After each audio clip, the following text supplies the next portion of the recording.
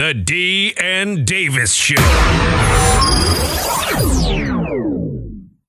D and Davis Show. It's time to jump into some sports, but also we're going to do a little bit of small screen and silver screen. So we're definitely going to jump into sports. We're going to break down an NFL draft. You know we love to draft around here. Eric Edholm from Yahoo Sports, NFL expert, used to be from Pro Football Weekly. He's going to join us. You've heard him on in the past with us. Great guy. And a little bit later to help us with the NBA playoffs and also probably some draft stuff. And if a coach is going to get fired or if a player is going to get traded, we're going to have Sean Deveney from the Sporting News. He's going to join us to help break down everything NBA. But when I mentioned silver screen and small screen, we're definitely going to have to talk about Avengers Endgame. Last week's question that Ryan had was, I don't know if it was which battle scene we were most excited to see. Was that the question? Yeah, which battle? Which one we thought would be more epic? Okay.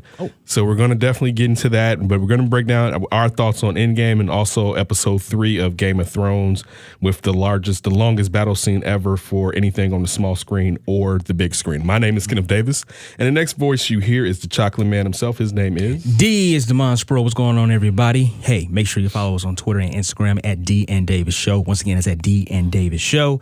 You can download the podcast, subscribe, rate, comment, all that good stuff. And we out a lot of places too, so you can't miss us. iTunes, SoundCloud, Google Music, Stitcher, the TuneIn app. We're on Spotify at War on Anchor, and also YouTube. So hey, man, you can follow us. You can definitely listen to the show. I'm on Twitter at Demons1, DEMONZE1. Ken is on Twitter at That's Davis, executive producer of the D and Davis Show and D and Davis The Flip on Mr. Ryan Bukabeski. Make sure you follow Ryan on Twitter at Ryan B Ski. Follow us on Facebook. Facebook.com/D and Davis Show, and email as well, dndavisShow@gmail.com. Look, real quick before we jump into the movies and also with Game of Thrones, any thoughts on what happened as far as the complaints about the Houston Rockets on the fouling or the non-calls on James Harden and his battle with the refs? Stephen A. Smith, in your mind, how did the officiating affect Game 1? Well, you can make the argument that it affected Game 1. I saw at least 3 or 4 occasions where James Harden was clearly fouled on three-point shots, and it wasn't called. He was undercut, and he wasn't provided a place to land, and obviously it helped him misfire on a few shots. You can make that argument, but in the end, it comes down again to the greatness of Kevin Durant, overcoming a lot of things, and James Harden overall struggling. In the end, he's had a history of struggling from three-point range in key pivotal postseason games. So that's something that he's going to have to just amend or make up for, what have you, because when you got Eric Gordon playing the kind of basketball that he was playing and Chris Paul leading as a floor general the way that he led, if you're James Harden, you've been able to figure it out at any other particular moment in time. You're going to have to figure it out now if you're going to knock off the 2-time reigning defending champions. Well, the NBA did come out and say that they missed, 2 calls? But that's only the 2-minute. So usually for everyone, all of us to know, the NBA gives a 2-minute report on what the refs missed or what took place in the last 2 minutes of the game. So I think some people would say, and like you just said, they did say that calls were missed. I think they also said one was missed on Golden State side too. Okay. But the thing is that people are hearkening a lot to initially was the beginning of the game with, you could say, with all the Warriors, but in particularly Klay Thompson closing out and not giving James Harden landing space. The old Bruce Bowen attempt. Exactly. Jaja Pachulia versus Kawhi Leonard. That series did not Kawhi out. Yeah, for a while. Yeah, for a year. Last time Kawhi really played significant minutes for the Spurs. Mm-hmm. Listen, I don't like the let me shoot and kick my leg out kind of thing. But he really wasn't doing that a lot of that. He started towards after he wasn't getting a call, he started to do the Reggie Miller kick. Right. But it was he's trying to draw the call, and that's what James Harden does. You know, he does do that. He's a magician at getting offensive fouls called. But what are you supposed to do when they're not calling a foul that's actually a foul though? And you just got to go through it. It's the playoffs. Listen, I grew up watching the 80s and the 90s, and the clothesline was like, okay, get back up. Well, we know that's not. So it's not the NBA right now, and I understand that. But I just think, listen, once you know something is not going to go your way, you just got to play through it. Just okay, all right. I'm not going to get that call. I'm a batter in the batter's box. I thought, or a pitcher. I'm painting the outside, but they're not giving it to me. And I can complain and bitch about it, but his game is predicated on getting those calls. I know, and that's why a lot of people don't like the way he plays. You know, I can understand that. Yeah, I'm just saying, play through it. Hey, listen, you know, you're not going to get that from this group of refs. I'm not going to get that call. Okay, let me go somewhere.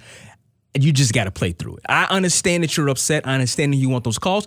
And granted, I think you can complain about it in the post game because that's going to it's going to pull the old Phil Jackson, Pat Riley maneuver. Hey, let me go ahead and complain about it now, so the next set of refs they can complain the next game. Exactly. Play that game then. But I don't like a lot of the chirping and the complaining and stuff like that. Figure it out on the court. Complain about it in the post game. Hope you get it the next.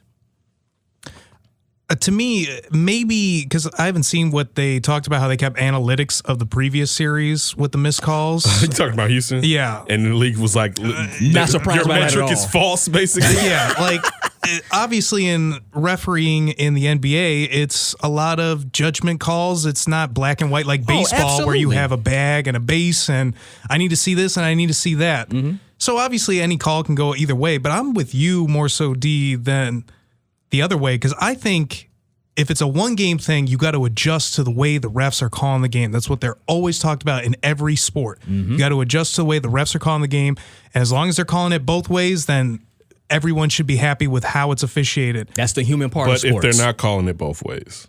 And if they're not, then that's a huge problem. But again, I would go D's route, complain, get the gamesmanship after the game, try to get that influence next game, because obviously it's going to be made a big deal in social media and on ESPN They're and all the others. They're going to call that call a lot more. They're going to call that foul a lot more. Listen, the fans would take care of it, I think, via social media. The reporters would take care of it via the media.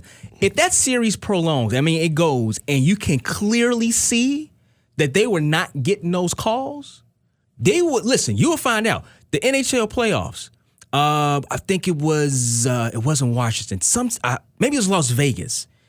They basically got knocked out of the playoffs because of a bogus call. Now, they also gave up like a bunch of goals and it went to overtime and they won. I can't remember who Las Vegas was playing. San Jose. Yes, San Jose. And San Jose was able to win. But listen, you had to, what I was going to try to say is those refs are like out of the playoffs. So you play through it. But if it's consistently bad reffing, and the NBA already came out and said, like, hey, we missed a call and go to safe side, but we also missed quite a few, not quite a few, but a few on Houston side, the league could take care of it too, because they damn sure don't want no conspiracies about gambling, nothing like that. But Houston is doing what you're supposed to do in this situation. Yeah, you complain about it afterwards, though. You do. But I mean, this is the thing, too. We're saying a call, it's not just a call, it's a safety issue. So that's not one of those things. Again, like, elbow perhaps, even though depending on the elbow hits you, but it's a safety issue if you're not allowing him to land. And again, he did start kicking his feet out. Yes, he did. Through there, but that's what you guys are also saying, playing through. That's him playing through. If that's him trying to draw the foul. Yeah, because if I'm exaggerating it because you're not giving me what I deserve for safety purposes. But exaggeration typically turns a person off. Well, that turns a ref off. Now I could just play straight, and if I see it, I'll call it. But these refs, they didn't call it. Yeah, so you can't. Kicking your feet out trying to draw attention is kind of like, but okay, that's also his game, though. His game is the 3-point free throw, too. It is. So, I mean, just think about it. They lost by, 4 points? Yes. Yeah, so think about if he got 2 of those, the Curry 3, what could have changed the outcome of it? Again, does James Harden complain a tad bit? Does Dallas protest too much? Sure. But he does have a good reason when, one, we're talking about, when we bring up the Kawhi thing, it ruined the Spurs, basically. I mean, what happens if James Harden is out for the remainder of this playoffs because Klay Thompson steps under him and he severely twists his ankle? He's done. So of course you're going to sit there and be like, "Hey, pay attention to this," and then it's like you're not giving me this, because this is when you're saying this. Play through it. Am I supposed to get my ankles messed up? But even if you play through it and they do call the foul, he lands on your foot, you get hurt. You get hurt anyway. You're hurt anyway. But the point, though, is I'm trying to bring more attention to it, though, if you're not paying attention to it. I get that. But even if I got your attention to it, even if it's me just going up and coming down, or even if I'm kicking my feet out, whatever way, if that player foot gets up under you and it's nothing like malicious, like, ha, I got you. If it's like a natural jump and he comes down on your ankle and you're hurt, doesn't matter either way. You're hurt. No, but hurt. It's not, but it's not natural what Klay Thompson was doing. You think Klay was doing something dirty? Yeah, they were definitely closing him out on purpose. It's not even a question. No. Was they closing him out? Or were they kind of sticking their foot up under? They weren't dirty. No, they're not giving him his space to land. You have to give a player a certain amount of space to come down, and they were trying to unnerve him, and also they wouldn't have minded if he got hurt. You are not supposed to be consistently that close to someone. One time is fine. When you see Draymond do it, Klay do it. So you're saying they're playing dirty? They're pushing the line. They're pushing the line. Okay. They're definitely pushing the line. I think one thing that I'm used to as an NBA fan, as well as officiating, is extremely inconsistent. Like this Portland-Denver game, when CJ McCollum got that flagrant one for hitting Joker in the face because he was going for the ball. Like, to me, that shouldn't have been a flagrant, but that's the new NBA. I have no problem with them calling those calls against the Warriors if they had done it. Just be consistent doing it. And to me, I'm more of D's thinking, I guess, more of old school. Let's let them play a little bit more because I don't want to see more of the officiating come into play. But you have a good point, Ken, because safety should be the number one thing because nobody wants to see stars sitting on the bench during the playoffs. And a call and the refs making those calls, to your point, Ken, it would then change the mindset of the Warriors. Hey, I can't close out that much.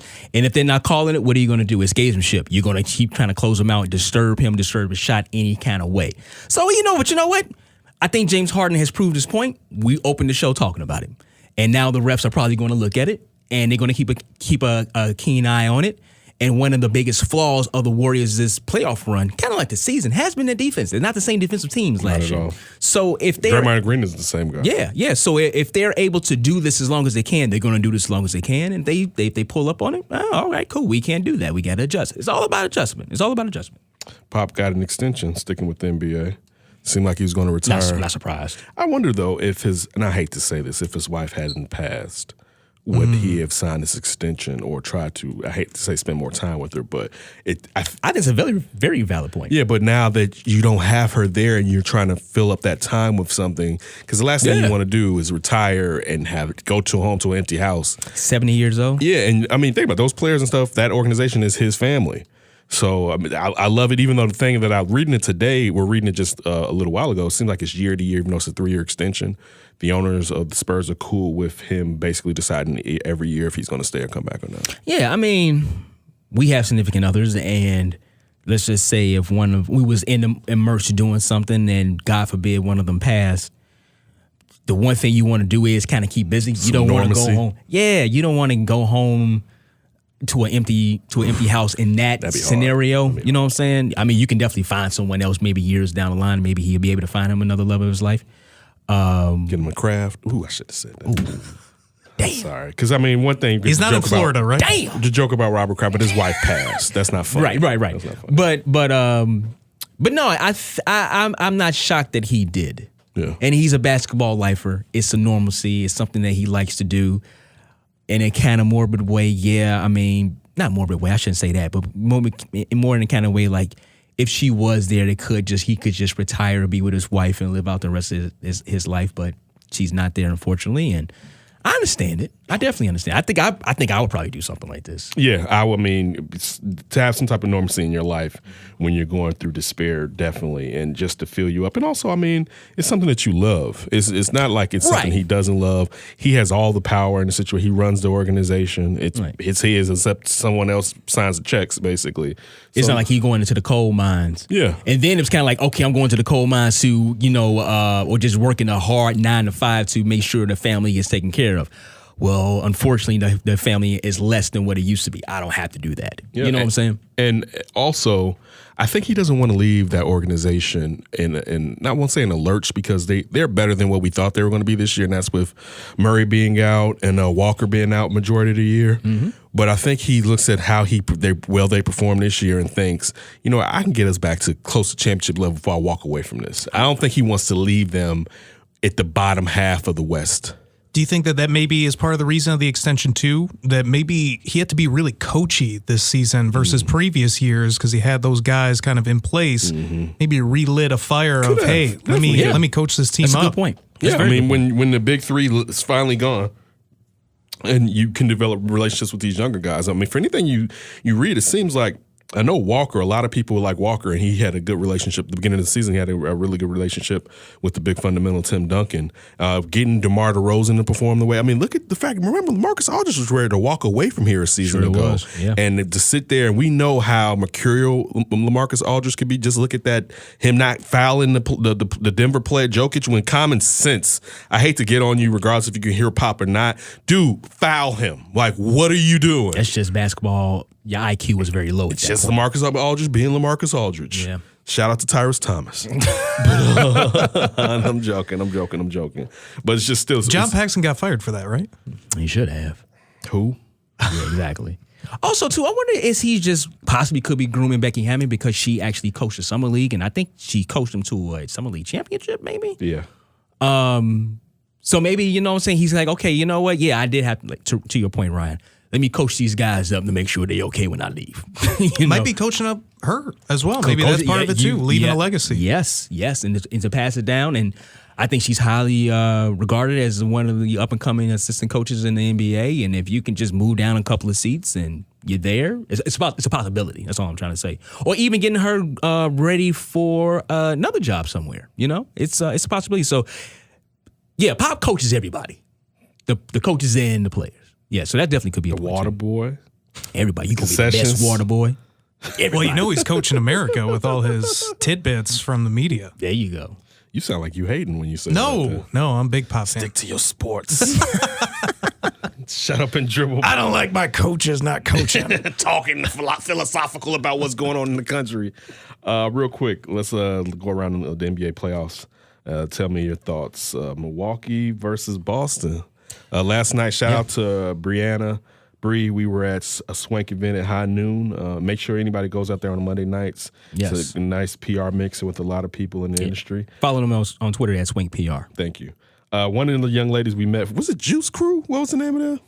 The Juice Crew, yeah. The Juice Crew. Yeah. Stealing it from the 80s rap groups. And they was super probably groups. born in 2000. Yeah, 20. They was born in like 2008. Like how young these young ladies were. Juice Chicago. Okay, Juice Yeah, Chicago. Juice Chicago. There you go. But it's funny. One of the it seemed like damn near all of them went to SIU. Shout out to SIU. Yeah. But one of the young ladies who was a track runner said, "Did you go to SIU? Mm-hmm. Which wait, you went Carbondale. You almost Not Edwardsville. I was worried for a second.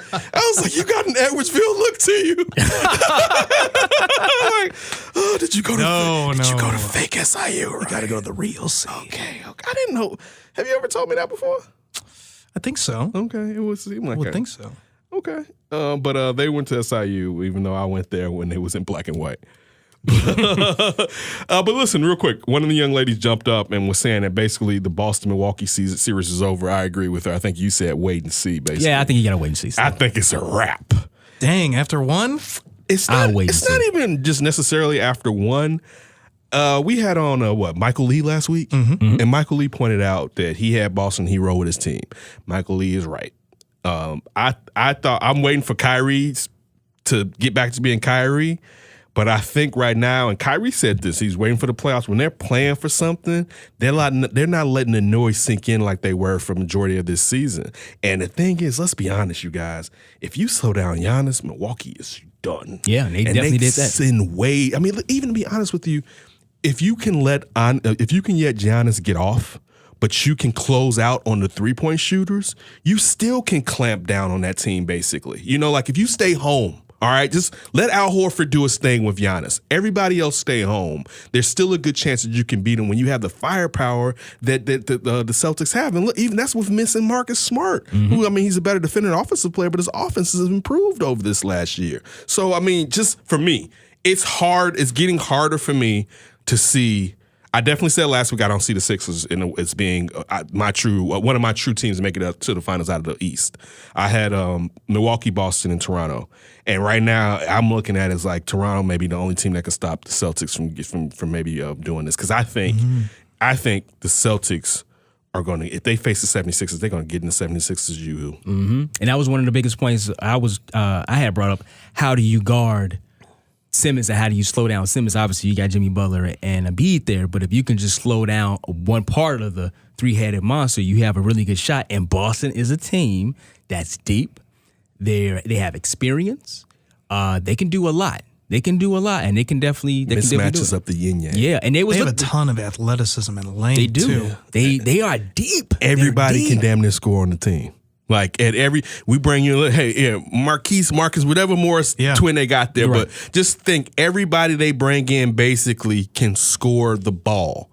Al Horford is now a role player, but you got this crazy, athletic, old swingman who we remember at Florida do everything, could bring the ball up the court, and you have him on Giannis. And Giannis, think about it, that last series Giannis really didn't get off in the last series, to be honest with you. Well, Blake did a pretty good job against him. Yeah, I mean they won. He got off because he was going up against a hurt Blake in a Detroit Pistons team that wasn't there. I meant as far as he's not scoring like he was 4 weeks ago. He did not get off on Detroit like he did during the regular season. And you just said that's with a hurt Blake Griffin. So he doesn't like to rest. Remember that sore ankle, and you got to think how many minutes that he's played this season, high minutes, being that he's the key player to that team, and also trying to prove his MVP worth. It's just, to me, I don't know. I mean, Bulldozers. It's one game. It was just one game. It's not the game. It's what Boston is Boston, it seems like. But remember, listen, they had shots. Milwaukee had shots. A lot of their shots they just didn't hit. Let's see if because they're predicated on what? Giannis be able to do 3-point shooting, and Giannis be able to kill you in the middle, also be able to kick it out to you. Like, he was hitting outside shots. But that's not his game. It's good. But think about why he was hitting outside shots. Exactly, because they forced him out. He wasn't doing anything in the inside. And that stifles what the offense is predicated on. So if they're able to hit their shots, now the series has changed, and it could have been an off night. I'm going to say, wait. I feel you. I feel you with Boston. The depth, the length, everything is there. The experience is there. I feel you on it. But it's just one game. I want to see game 2. Sean Deveney, who's going to join us later on the show, has Boston winning in 7. Okay. I don't think it's going to go 7. He might be right. I think it may go 6. Okay. I want to see if they make any kind of adjustment, maybe putting Giannis in the post a little bit, because that's what we're talking about. Giannis has to score in the paint. Otherwise, Milwaukee doesn't move on past this series. And I didn't understand why they continued to just have him come from the 3-point line down to the paint. Why not try to post him up a little bit and right get down those spread out shooters and force Boston to do that wall? He ain't Shaq. Yeah, he can do so much. Yeah, because think about, really, you just said how he plays. He plays downhill. Yeah. Like, that's you can't really, stop that. Can you put him on the elbow, though, and let him have some more? I just don't like him bringing the ball up and attacking a wall. I understand what you're saying. But does Budenholzer change that? I don't know, because that's the way they've been playing all season. And the one thing you're going to do is when you get to the playoffs and you go up against an experienced team, it's like, you know what? We're going to change who we are and how we got here. You don't want to do that, because if you do that, they know, we got him. Now we got him. See the little general. Yeah. Golden Don State. Nelson. We will win whatever try-hard team versus the Mavericks. And sat there and what's the little general's real name? Avery Johnson. Avery Johnson had a team and went small to play against Don Nelson, and Don Nelson whipped the face off of him. You don't want to change what got you there. Well, it depends on if you pop or not. Some guys actually can hit you with something you hadn't seen and be like, man, they ain't use that all year long. Is Budenholzer pop? No. So I don't think so. No, he's not. He's not. So it's hard, man. You don't want to change what got you there.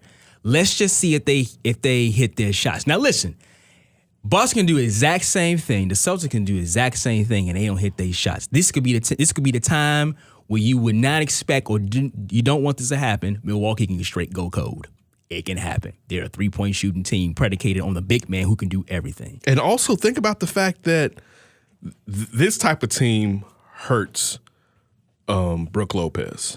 Like, when you got this small big who can close out on you with all that 3-point shooting, and he's aggressive and fast enough to hurt you if you're trying to dribble and make any type of moves with the ball. Like, this is a bad matchup for Milwaukee. Also, too, you have fours or threes, because you don't see Lopez in the box and down below. No, that's Giannis. That's Giannis's lane. Exactly. So now you have a 7-footer that's out. And now I could just run at him with a 3. But think just about put a hand to up. add that to your point. When you have that 7-footer out there, usually you would have another 7-footer on him. So when you got a match like in pick and roll, you would have that 7-footer having to decide to stick with his man or guard that guard or swing man or whatever. Right. Now if a switch happens, you got Al Horford switching off. It's not the same as having some stiff switching off on that offensive player. So I mean, like I just even going with the fact that Boston seems like they've gotten their act straight. I'm going with the fact that this is a bad matchup. It could be. Like, that's the thing. Like, the Bucks would have been much better versus the 76ers. I won't say Toronto, but definitely 76ers. Speaking of 76ers, Toronto, that's tied up 1-1. The Philly has basically saved face when it comes to home, even though Toronto took one from their home court, so they still have home court advantage now. They have home court that's the 76ers, verse. 76ers have home court advantage. Thank you, D. Right. Man, listen, me watching the second game makes me wonder if it was a game where Toronto, especially since they played like that at home, they came out like they were on the road. That's kind of what I thought that when last night. Mm-hmm. They played like a slow start, like a road team, a team that's on the road in the playoffs. I wonder if it's just one of those situations we grew up watching the Bulls where you just kind of let a game get away once you took that first one. Yeah. Or if it's a situation where you look at Jimmy was hot last night. 30 points. Had 10, 11 rebounds, I believe. 11. If and I'm not a Brett Brown fan, but if they've kind of figured it out and they have so many weapons, the thing that baffles you, and I put it on the coaching staff, but also put it on management because they threw a lot at this coach at one time. To have so many offensive players, even though there's a lot of duplicity, they don't have a system built to make it flow and be efficient enough when you have all that offensive talent that the 76ers have on that team. I would say in spirit of defending, if you want to say, the Raptors last night, even if they did come out slow, they lost that game in the final seconds. Okay. You had Lowry, unfortunately, and I was in the bar. I was like, what is Kyle Lowry doing? Kyle Lowry's going to Kyle Lowry. Like, are you trying to play some rucker basketball going between people's legs in a few seconds? Like, what are you doing? But even if that's the case, they lost in a few last seconds. They was able to kind of right the ship and get back into the game. And you can tell yourself that, you know what, we let that one go. It was in the last few seconds, last 30 seconds, we let it go. We let Embiid get a tip in to kind of get them a little bit more of a cushion. Jimmy Butler hit a big 3 to kind of give him a little bit more of a cushion, but we were right there. You tell yourself that going down to Philadelphia, and Toronto usually kicks Philadelphia's butt. You know, this is like the first time they got. What was the stat? That's the first time they beat them in like since 2012 or 13 or something. And Kawhi's 14 was 15-0 against them. Right. So you can tell yourself that. Yeah, you can tell yourself that, like, okay, you know what? We let that one go. Let's go down here. Let's do what we do, and let's go ahead and get one. It's a series, though. It wouldn't shock me if this series went. I'm with you. 6 or 7. I'm with you. It wouldn't shock me at all. Because Philadelphia is a very talented team. All right. Very talented team. You know, we're going to come back later and do our sides on the West Coast, and definitely Sean Deveney is going to help us. But we got to switch and get into a little bit of the NFL draft. Eric Edholm from Yahoo Sports is going to join us as we break down our Bears and also the rest of the league with this past week's NFL draft. D and Davis Show. Yo, what's up? This is Rashid Hadi, and you're listening to the D and Davis Show. Yeah. D and Davis Show, and we're lucky enough on the line to have a man that's making moves. The one, the only Eric Edholm of Yahoo Sports, NFL draft expert, is now talking to us. We haven't talked to him since Christmas time, I guess. I think so, yeah. Yeah, Christmas time. It's been too long. It's been too long. So look, Eric, I was just going down your timeline, and I see that you posted about the draft from 3 years ago and having some type of regret. Uh-oh. What are your major regrets from the draft 3 years ago? For everybody listening, that was the Dak Prescott draft, as you mentioned in the article, which Dak went low. But matter of fact, before you get into that, what were your thoughts on Dak, and has he reached the level, or did you have negative thoughts on Dak and he succeeded past the level that you expected? Yeah, and I appreciate, for anybody who hasn't read it yet, which I'm guessing is probably most of you out there, but I was sort of thinking, I was talking to people online about how, people were saying, oh, how can you issue grades for like the draft that we just completed a couple days ago? These guys haven't played it down. I get that, right? I totally do get that. You have to see how they look in the uniform. Do they get hurt? Is there a starter they have to beat out? There's so many, is it a good positional fit? Is it a good fit with the coaching staff? There's a million factors that go into whether they're good players, good or not.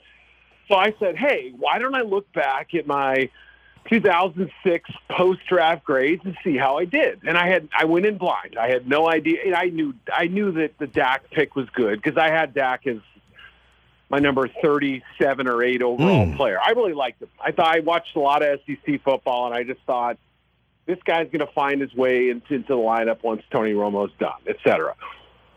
I was about the only good pick I had. I just, my batting average was, Mendoza line, not very good, and it just kind of reinforces the idea that doing an immediate grading of a draft is pretty flawed, right? Yeah. We only know so much. There's only so much we can put forth, but there were some instances where I had it pegged, but a lot of big misses too. I'm taking one on the chin for this one, but I had fun writing it. That's all that mattered. And we appreciate it. Yeah, I would hope more media members actually go back and kind of like say, you know what, I got that one wrong. Shows you all you're human. If you guys go and read it, I mean, I poke pretty good fun at myself. I'm pretty good at that. I've gotten really good at it over the years with all the mistakes I've made. You got to have a little fun with it. You got to realize, if people are going to hold it against you 3 years later that you misevaluated the left guard from Southeast Missouri State, well, so be it. You know what I mean? There's nothing I can do to please those folks. Dan Davis on the line right now. Eric Edholm. Follow him at Eric_Edholm. Eric, let me get to the Chicago Bears before we go out to the rest of the league. Real quick, getting to their third-round pick, David Montgomery. Where did you have him rated compared to Darrell Henderson from Memphis? I had him above Henderson. I did. I had him as my number 2 back. I had Josh Jacobs, I think, as my 24th overall player. And I had Montgomery, I want to say 41st or 42nd. I want to say I had Henderson in the 50s or something. I'd have to go back and check. It was somewhere in the middle of the top 100. So I just felt like even though Henderson's numbers were on a per-play basis shockingly good, as both a receiver and a runner, a lot of that was kind of scheme driven, lower level of competition in that conference. I understand the Big 12 isn't exactly littered with amazing defenses, but still, I still consider that a step down. And just watching him play, I felt like Montgomery's style was going to work more in. I try to project players as starters, right? I mean, I think Henderson in a shared role is going to be exceptional, right? Schemed up and put in space and allowed to kind of hit those doubles, triples, and homers. But David Montgomery, I think, is going to be more of an every down type of back. I realize Chicago, he's got a couple other really good backs there too, but I think he's going to earn that role. He's super reliable, incredible jump cuts, shifty, thickly framed, exceptional character. He's an Eagle Scout. He does work in the community. He started his own charity. He's a neat kid. He's a good receiver. There's a lot to like about him. And he was, while Hakeem Butler was developing as an offensive threat, he was, like the one guy the Cyclones could really kind of hang their hat on down after down, series after series. What was the biggest reach from the Bears this past draft? Good question. Probably the K-State slot corner. I mean, I don't know. I wasn't crazy about Duke Shelley. I'd only watched 2 games of his. The size factor is a concern, obviously. I mean, he's about 178 pounds or something like that. Made a couple of big plays in college, but he's pretty much going to be an inside guy, I think. We're talking about a 6th-round pick, though, right? I mean, it's hard to get too upset about that. I mean, right. And when Ryan Pace is going to be as aggressive as he has, targeting certain players, they're going to have 5- and 6-man draft class. That's the result. So, again, I mean, you can question the wisdom of trading your picks and funneling them into fewer players and that sort of thing. But, they got great value with the first 2 picks for sure. I mean, Riley Ridley's going to be, I think he'll outplay his draft position. I think, even in a deep receiver group, I really like that pick. D and Davis show on the line with us right now. Eric Edholm, we're recording right down here at 670 The Score. Follow Eric on Twitter at Eric_Edholm. The one position I'm surprised that it didn't go after, Eric, and I'd love to get your opinion on this one. Looking at the tight end position, I'm thinking it has a little bit of lack of depth. Are you surprised that they didn't try to strengthen it in the draft? Yeah, and it was considered a good year for tight ends, and I'd have to sort of look at where they were picking and try to figure out who the most likely tight end they could have drafted at each of those spots where it's hard to remember, every single slot and who picked who where. But yeah, I mean, this is. I'm also surprised the New England Patriots didn't take a tight end either. But sometimes the board just kind of floats that way. And I think you kind of heard the Ryan Pace's comments about. I don't think they were thinking wide receiver with that 4th round pick, but when they looked and saw, geez, we've got Riley Ridley way up there, farther than any other player on the board. We'll be kicking ourselves a year from now or 2 years from now if this guy turns out to be good and we went against our board. Evaluators are always saying, if you're going to miss on a pick, at least miss on the guy that you had graded really high as opposed to reaching for a need. So I get it. I mean, the beautiful thing about tight ends is as versatile and, as nice as they are to have, you could also kind of work without them too. You can add an extra receiver. You can put a second back on the field. That's true. I mean, it limits your blocking potential probably, but formationally, I mean, you can do without them. So I hate to say that because I love tight ends, but but the other position I thought they could have addressed at some point along the way was offensive line, but it's clear that the value at that position seemed to fall off a cliff after a certain point in this draft. Very good at the top. After a certain point, it's probably not worth wherever you're taking them. So, but looking at the draft, though, it seems, at least from the fans' perspective, they're trying to get as many weapons around Mitchell Trubisky and make sure this offense takes that next step. You think you have something with the defense, the special teams, you try to figure that out. But if this offense takes the next step, especially behind Mitchell Trubisky, they could possibly go a little bit deeper than they went to the playoffs last year. Yeah, there's no doubt about it. I mean,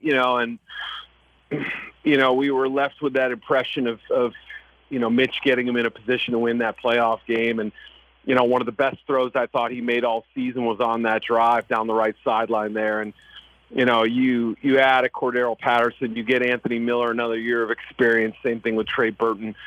You add Ridley and, Emmanuel Hall to the mix because I consider Hall to be a draftable prospect. And it was surprising he fell out. You added David Montgomery and a Kareth White Jr. And, and all of a sudden, as long as that offensive line stays relatively healthy, and they did get a lot of good luck with injuries last year for the most part. Yeah. Until maybe the very later, with Eddie Jackson late. But I mean, still, just, they could have something really interesting going here for sure. We know the defense is still going to be strong. You think that they made enough special teams improvements if they can find a kicker. Mm-hmm. Those are all the elements you want to keep going with, but it does boil down to how much, Trubisky has around him and what they can do for him and what he can do for them. All right, so I have to get your thoughts on this one. We leave the Bears alone for right now, but what was your reaction, or explain to us your face when the Giants drafted Daniel Jones? Honestly, I wasn't shocked because I knew ahead of time they liked him. Yeah, I mean, how about this? How about when I got the information that they liked Daniel Jones? and here's the thing, guys. Like, I don't even actually hate him as a prospect. I really don't. I just, at no point along the way until about 4 days before the draft did I realistically think he was a top 25 pick. After the Senior Bowl, his stock seemed to be kind of down a little bit, and it was just sort of like, Drew Lock outplayed him in practice. I know he played well in the game, but it was, to me, the practice sessions were very revealing. His arm strength is not what I would consider anything more than average. But he's tough. He's smart. He's pretty athletic, too. Go watch the North Carolina game. You'll see him running for about 170 yards. It was crazy. But, I just don't see him as I think he's a high floor guy, but I don't see him as ever being one of the best 12 or 15 passers in the NFL. I really don't. So, you don't think you had a lot of fingerprints on the Mannings on this pick, though? With the influence of the Mannings? Oh, sure. No, I mean, I think, the David Cutcliffe connection.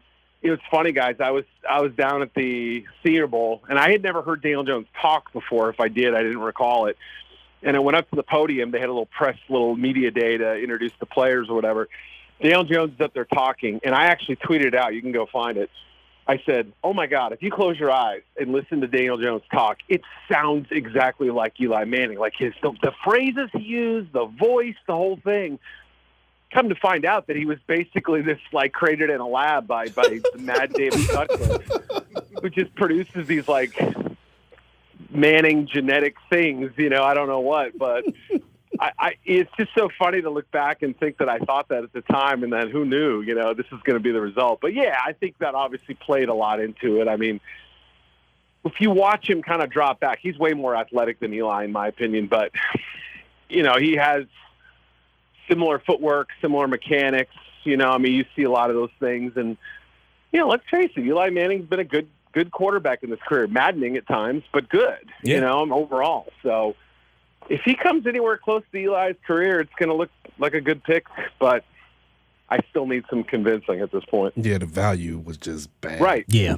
That's the thing. They could have gotten a defensive lineman and then went back and got a receiver. I mean, a quarterback at 17. So that just the value of Gettleman. Hey, but listen, if he proves out, he stuck to his board. Yeah. He went. So look, let me ask you this, and you bringing up particular players with particular teams. What was the best? What were the better fits player and team in this draft, high and low, as far as some of the picks with the teams that they're going to be going to in this upcoming offseason? Yeah, no, I mean, obviously, like, if Kyler Murray's going to succeed in the NFL, it's got to be, with a coach who's willing to have, to tailor the offense to his skills, or in the case of Cliff Kingsbury, to, sort of work in this air raid system and have vertical receivers and have him, maybe a little bit wider splits to give him some better passing lanes to see through, to let him use his athleticism by spreading the field out. I mean, that just number one pick. I think that's probably, like, I'd be fascinated to see if Cliff Kingsbury was not hired by the Arizona Cardinals, where would Murray have gone in this draft? I don't know. I mean, maybe with the fourth pick to the Raiders. I don't know. Maybe not. It's such a fascinating thing. So I think he landed in as good a place he could have for that regard. Further down, I mean, I think Devin Bush of the Steelers is just perfect. Yeah. Watching him play has that kind of modern linebacker but throwback mentality almost to him. I mean, he's such a hard hitter, and he's such a leader on the field out there. It's fun to watch him play. I had him as my number 9 overall player. They got him at 10. It just felt right. So, and I'm such a big Brian Burns fan. I thought he's just starting to scratch the surface. He's kind of that Daniil Hunter type of rusher. For Carolina to get him at 16, I thought was incredible. Yeah. So, in a couple of years, he just turned 21 last week. I mean, he could really be good. Look, you mentioned Kyler Murray, and I want to go to the other side and ask you about Josh Rosen, in particular about Miami. Yeah.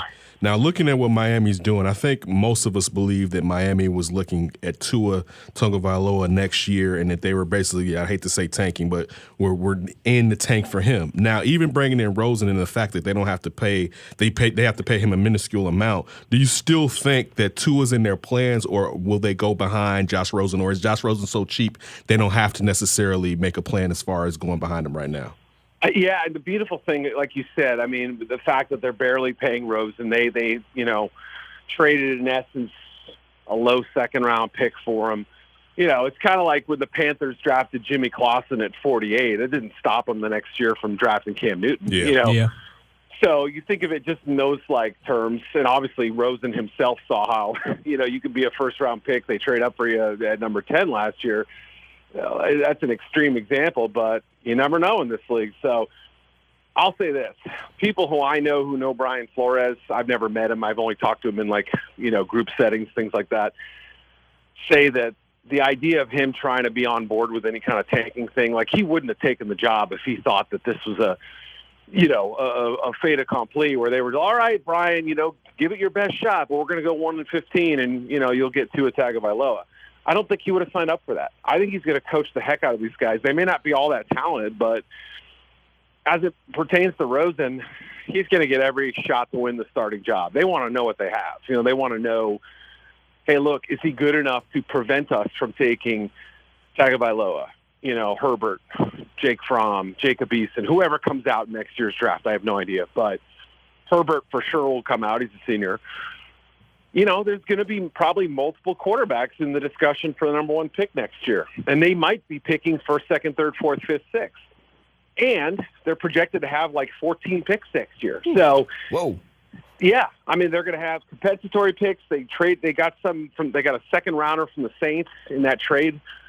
You know, they got, I think, a lower pick. I'm forgetting which one off the top of my head. They're going to have a ton of picks next year. So even if they don't get the number one pick, they still could, in theory, maneuver up that way. So everything, I believe, is on the table. But I will say this. I think they want Rosen starting sooner rather than later so that they can figure out what exactly they have. Dan Davis recording out of the Score on the Line, Eric at home. Look, real quick.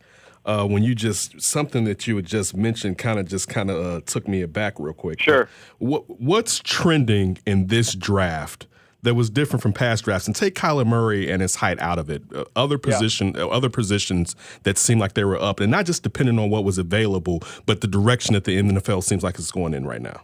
Well, a quick quarterback note that really caught me by surprise that I did not see coming. When I was doing my final mock draft, I had 4 in the first round. I had Murray, I had Jones, I had Haskins, and I had Drew Lock. As we know, Lock slipped to round 2. Prior to this draft, 10 of the previous 11 first-round quarterbacks went to a team that traded up to that spot. I assumed that would sort of hold true, that maybe there'd be, Murray would go 1, fine, that's not a trade-up thing.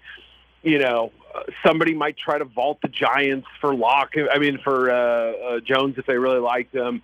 Haskins felt like a trade-up pick. Somebody might trade into the back end around 1 for Locke, and it didn't happen that way. Murray went to the original pick. Dale Jones went to the original pick. Haskins, the Redskins sat there and sweated it out. They got him at 15. Drew Lock went to the original Broncos second-round pick. They traded up into the slot ahead of them in number 40 to get Dalton Risner. So that was 4 quarterbacks that went off the board that didn't go to traded picks. So that kind of told me that this year's class, people didn't think very highly of it. Yes, there were 3 first-rounders. Yes, there were 4 in the top 41. But that just sort of gave me an idea that, this is not viewed anywhere close to what last year's class was or this year's class. And I guess the other big takeaway was, once the offensive tackles kind of went off the board, especially Alabama State, Titus Howard at number 23, I had him as a second round or a third round pick. I just sort of felt like that's where he would go. It was clear that there was a drop off at that position, that once the top handful of guys went, teams kind of went into panic mode a little bit at that position. Hey, Eric, who are you excited to see that came out of this draft? I like watching Josh Jacobs run a lot. I just think he's just got such an infectious running style. I think he's going to be a fan favorite for, the 1 year they're left in Oakland, but eventually in Vegas. So he's one I want to see. And I'll be curious to see, obviously, Murray. You got to, we want to see what Murray looks like. There's got, Montgomery in Chicago, right? You put him in that high-octane offense. How many carries is he going to get? Well, how big a role does he have? That's one of them. I would say those are the big ones that, as far as the skill position guys go, maybe Hakeem Butler too, just because he fell to the 4th round. I'm curious to see, can he become a part of that Arizona Cardinals passing game down there? So, Bush in Pittsburgh, Devin White in Tampa. I love watching good linebacker play, and I think those 2 are the best at that spot. And then there's a great defensive line class. Just sort of see who separates themselves from the pack a little bit in that group, because a handful will be disappointing. A handful will be about where we expect them to be. And then a couple will be so much better than they're even projected to be. Who do you prefer, White or Bush? I had Bush slightly higher. Okay. And I know that may have been a little bit different than other people, but so Devin White may have the higher ceiling. I mean, he was a 255-pound running back coming out of high school, was a little bit immature in high school, got to LSU, put all that stuff behind him, became an instant team leader. Dave Aranda said, hey, instead of trying to beat out Leonard Fournette and Darius Geis, why don't you come into the linebacker room and you can be my starting Mike in a year, And it was a brilliant transition. That, like everybody said, that was the move, right? That was the right. He slimmed down, elite closing speed, infectious style, but he's a little wild out there. And you see him, overrun some plays, whiff on a couple tackles. It's little stuff, but I just felt like if Devin Bush can figure out zone defense a little bit, because they ran almost all man at Michigan, and I think he has the instincts and just sort of the natural football feel to do it, I just think he's a little bit more of a safe prospect. But I was splitting hairs between those guys. All right, we'll get you out with a question and a half. You mentioned David Montgomery, and I was going to ask you, what were your expectations? You said we don't know how many carries he's going to get, but looking at this offense, and I guess we can kind of look back at Kansas City perhaps, but they didn't have Tariq Cohen. Right. If you had to predict his season as far as maybe the yards and the amount of carries he's going to get, especially for people that play fantasy football, what would you give him? Like, what would you predict for David Montgomery in this Bears offense? Yeah, that's a good question. I mean, I would guess somewhere in the 150 to 200 carry range, something like that. I'd have to go back and look. What did Jordan Howard do last year, for instance? But I think he's going to be a 10 to 12 carry guy per game. I think that's fair to say. You give Cohen some touches, Davis, et cetera. They're a little thin in that running back spot. That's a good reason why they drafted White late. I mean, just to give them another fourth guy there. You lose Benny Cunningham as well. So that plus the receiving yards, I would say something on the order of 1,100 yards from scrimmage, 13 on the high end maybe, and 8 or 10 touchdowns, something like that. I could see it. And Eric, have we found out if and the amount of compensatory picks that the Bears are going to receive? I don't know. I have to look. There's a guy named Nick Cordy who does a really great job on Twitter. I follow him, and he's sort of my compensatory pick go-to guy. Okay. So I'd have to look. But, yeah, that formula is so complex. Kudos to the people who figured it out. I made it to calculus, but I couldn't even remember how to do that stuff now. I'm with you. Beyond me, man. Eric, hey, man, thanks so much for hopping on with us. Like we said, it's been too long, man, but we're going to get you definitely back on when the season kicks up. Yeah, I know we tried to connect a couple weeks ago. I'm sorry I couldn't make it happen. I'm glad we got together now. Yeah. No problem, man. We look forward to it. And congratulations again, Eric. Yes. Thanks, Eric. Thank you. Good talking to y'all. Yep. That was Eric Edholm of Yahoo Sports. Make sure you follow Eric on Twitter at Eric_Edholm. This is the D and Davis Show, recording right here at 670 The Score. Looking at the Bears running back, they already got a nickname. What? Run DMC. Do you think they have to pay for that? People use that logo and use that name a lot. I wonder if they get any coin off of that. That's a good question. Just a trademark. Or I don't know. But I wonder how you can alter it so you don't have to. It's not altered at all. I was watching Sports Feed with our guys Josh Fryman and Jared Payton last night. And I think I saw it on Twitter, like Run DMC, because I think the Bears actually tweeted it out. It's the straight Run DMC logo with their names, saying the D and the M and the C and highlighted. Why couldn't they? But the Bears are just tweeting it out though. They're just, that's like if you use the logo. But like if you used it, I guess it depends on how you use it. Now, if they start making T-shirts off of it, then they were probably that's already happening. Well, then probably Run DMC. But somebody let's be honest, Run DMC probably doesn't own that image of like Wu-Tang doesn't own the W. I bet you they don't. So no, but look, that's I want to ask him about Haskins, but we didn't get a chance to ask him about Haskins. We'll bring him back. One thing that he brought up that I noticed in the draft, I don't know if you saw, Ken. I saw a lot of reaching on offensive linemen and tackles specifically. Bad year. Yeah. I knew that was going to happen. That's why I felt really confident that there would be a guy around where the Bears are picking that they're really going to like, because I just knew, except for that Alabama guy, he was the only guy who had any business to be in the first round, and there was multiple guys after that. It was. And I just thought they were pushing them straight down. People going for need instead of going best available. I mean, we all knew going into this draft, this was not the draft for that.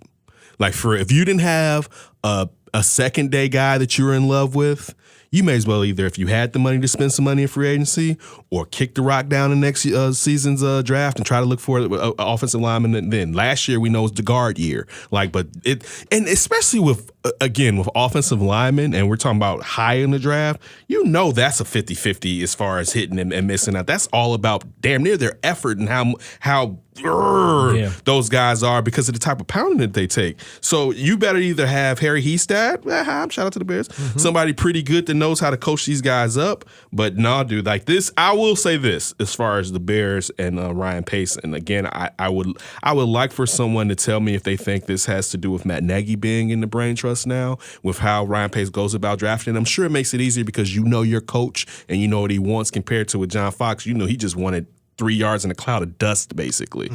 But looking at I think the Riley Ridley pick, and just looking at, I wonder the influence again on Matt Nagy making that, and the Bears, and props to them, stuck to best player available, and that's what you had to do in a situation where you didn't have a first round pick or a second round pick, where I guess you can kind of balance out need with the rating of the player because they're rated as a first or second round player. So you can have Anthony Miller? No, the Khalil Farrell kid from the Raiders drafted. Yeah, from Clemson. Yeah, clearly they should have drafted Josh Allen. I don't even care what system you're playing in. Give me the freakiest edge rusher I can, and we'll figure it out, basically, rather than going for a standard, like I said on this weekend, a standard old school defensive end. And I say he won't be good, but the amount of value that people wasted in this draft was like a lot. It was a lot of up and down, a lot of reaches, a lot of surprises in the first round. And D, to your question, when you asked Eric, I thought of this too. Why didn't they address backup tight end? Now, they got an undrafted free agent at tight end that a lot of people are high up on. So maybe they somewhat solved that. But I was wondering the same thing with what Eric said. In this new offense, this new we do whatever, and we have an answer for everything, you don't need a tight end. If you get a receiver, you can maybe extra receiver, extra running back. Kind of, but it's something about that mismatch at that position now. And even though he's undersized in Trey Burton, and we know if he's out there, he's not blocking anything, but it's still the matchup of having that guy play a safety or a linebacker and what he can do on it. And probably, to me, to answer your point, if I knew, I don't know, they probably didn't have that type of Kelsey guy that they're looking for. They want something similar to Travis Kelce. Yeah. I mean, that's what a big guy who can go across. A big guy, yeah. A big guy who can blocking ability, but exactly. is a receiver. At least you can, because at least you can go out there and have a base package to where that tight end can split out or line up. The mismatches that you can achieve like that. Adam Shaheen isn't that guy, and there's some concern. I'm not hating on Trey Burton. He had a better year last year than I expected, because I didn't expect for the Bears, and I said this very key to the first half of the season. Somebody was hating on him this weekend. Yeah.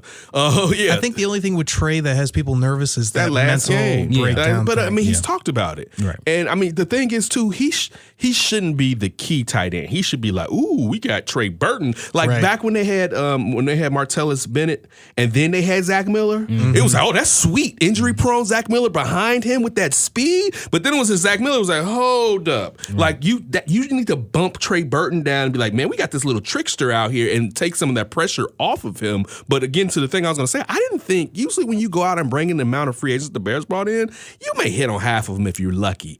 They hit on everybody but the kicker.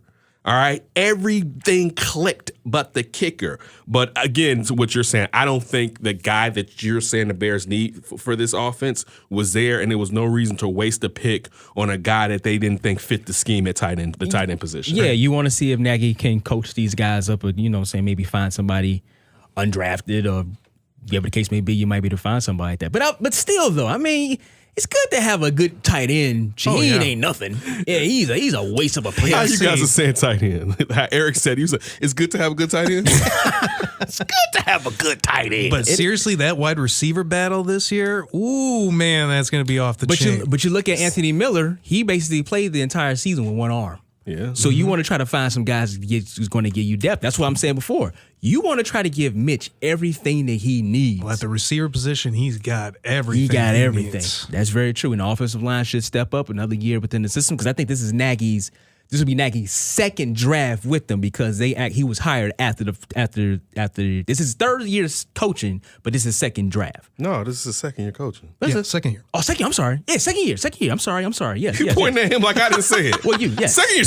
Well, you said yeah. So no, it's the second year. So, but no, you hope that he be able to find somebody and coach him up and maybe get them that position locked in. All right, let's switch off and get into a little bit of fantasy world with Avengers Endgame and Game of Thrones and D and Davis thoughts. We'll be right back. Hey, this is Rich Campbell from the Chicago Tribune, and you're listening to the D and Davis Show. D and Davis Show, recording right here at 670 The Score. We are back. Make sure you follow the show at D and Davis Show, Instagram too at D and Davis Show. So this past weekend is going to be memorable for me on a lot of reasons, personal and just the geek side of me. Geek side of all of us, really. My daughter's birthday was Friday. She turned 7. Happy birthday, Gracie. Thank you. Little girl turned 7. Went to the Dells the week before. That was kind of like a little birthday vacay for her. Also, too, we had Marvel Endgame come out Saturday. Well, it came out Friday. It came out on the 26th, but me and my family went to go see it Saturday. And then Sunday was episode 3, Battle of Winterfell, for Game of Thrones. So, we had to talk about it. We talked about it before. Got to dive into it. Ken and I have definitely gone back and forth a little bit last night when we was going to an event we went to. It was like, Ken was like, man, I just want to save everything for tomorrow. And you, of course, wouldn't let me. I didn't.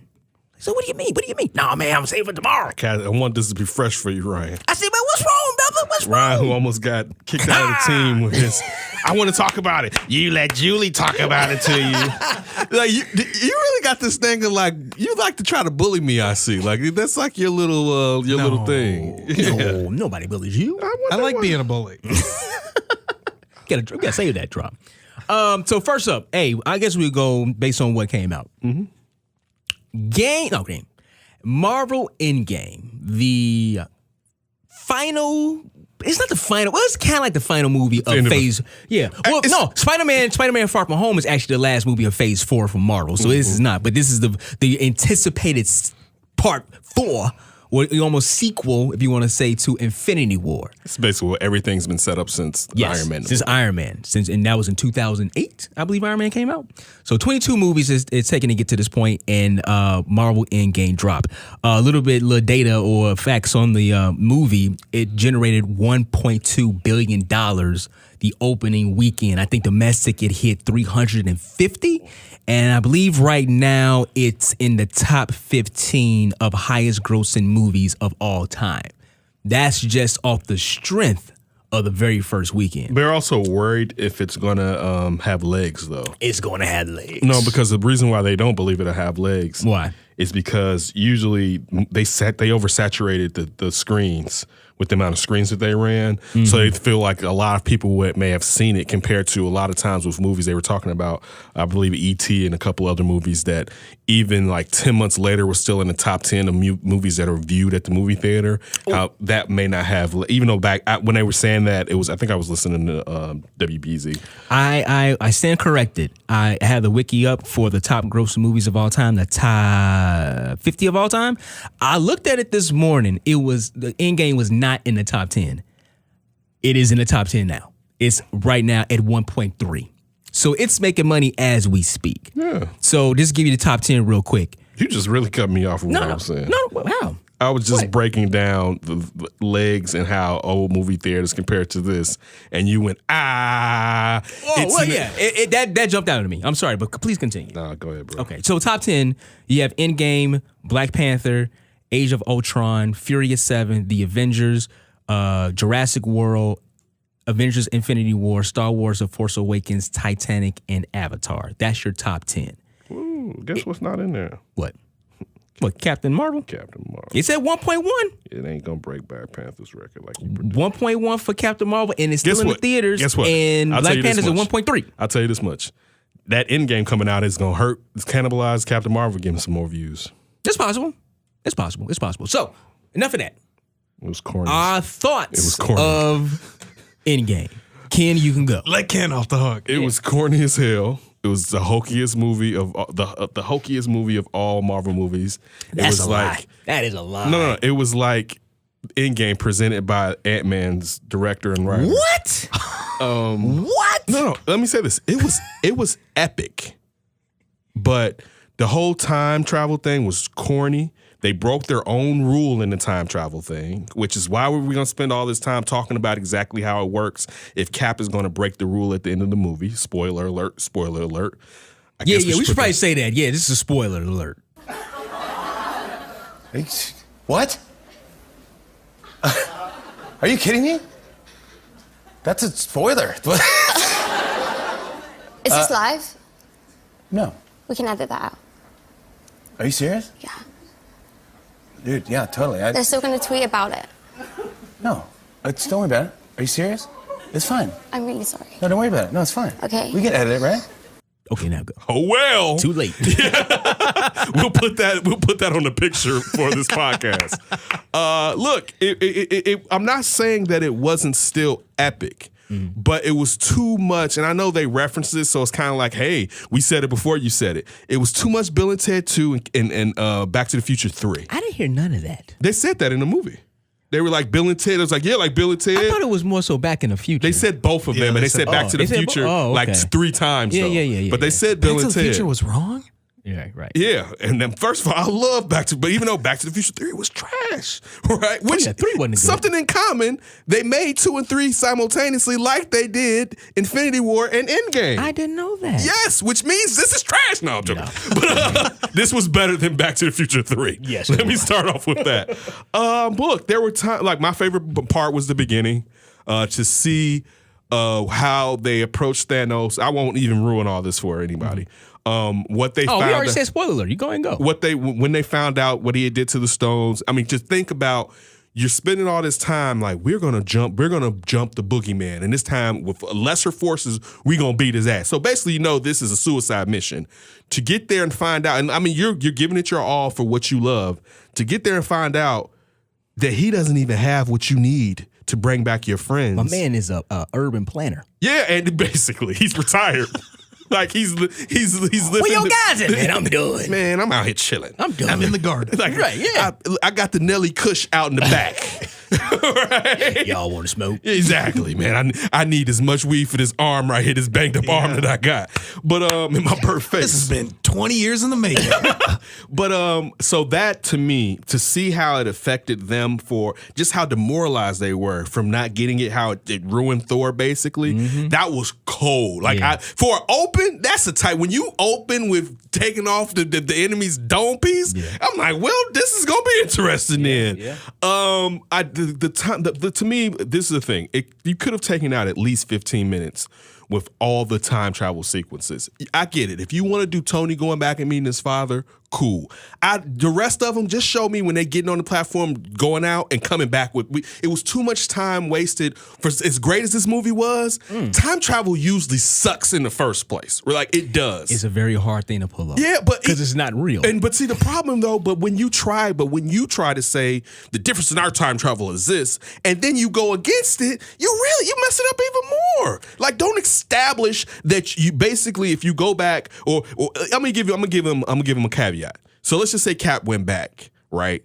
And he didn't change anything. So maybe he would be in their timeline. We know he killed a family, right? Old girl had a family. He said, nah, she mines. Them grandkids, death. He said Tony Stark said, go live that life. Yeah, you're put it on supposed to Tony. live. The greatest Avenger ever. No, I'm saying that's but he said what Tony said. I should live my life. And it goes to everything that I've been saying since Civil War. Oh, you don't like Cap? Cap's a bitch. All right. It's very strong words. At the end, he showed his true colors. That's America's ass. Yeah. Even more, he a bitch. Right? He should have won. He should have, look, clearly when he came back and he was sitting on that bench, he should have had on a MAGA hat. Where are you going with this? Because wait. Cap went back in the past, didn't save Martin Luther King, didn't save any of the Kennedys. Let his best friend Bucky kill Tony Stark's family still. Where is this right? going? But look, this is the crazy thing. But yeah, he got his loving though. It'd be different if Cap was like, I'm not touching nothing, right? No. He went and got what Cap wanted. The selfish bastard. Left, Black Widow's dead. Tony's dead. You can't bring them back. No. That's not the point I'm trying to make.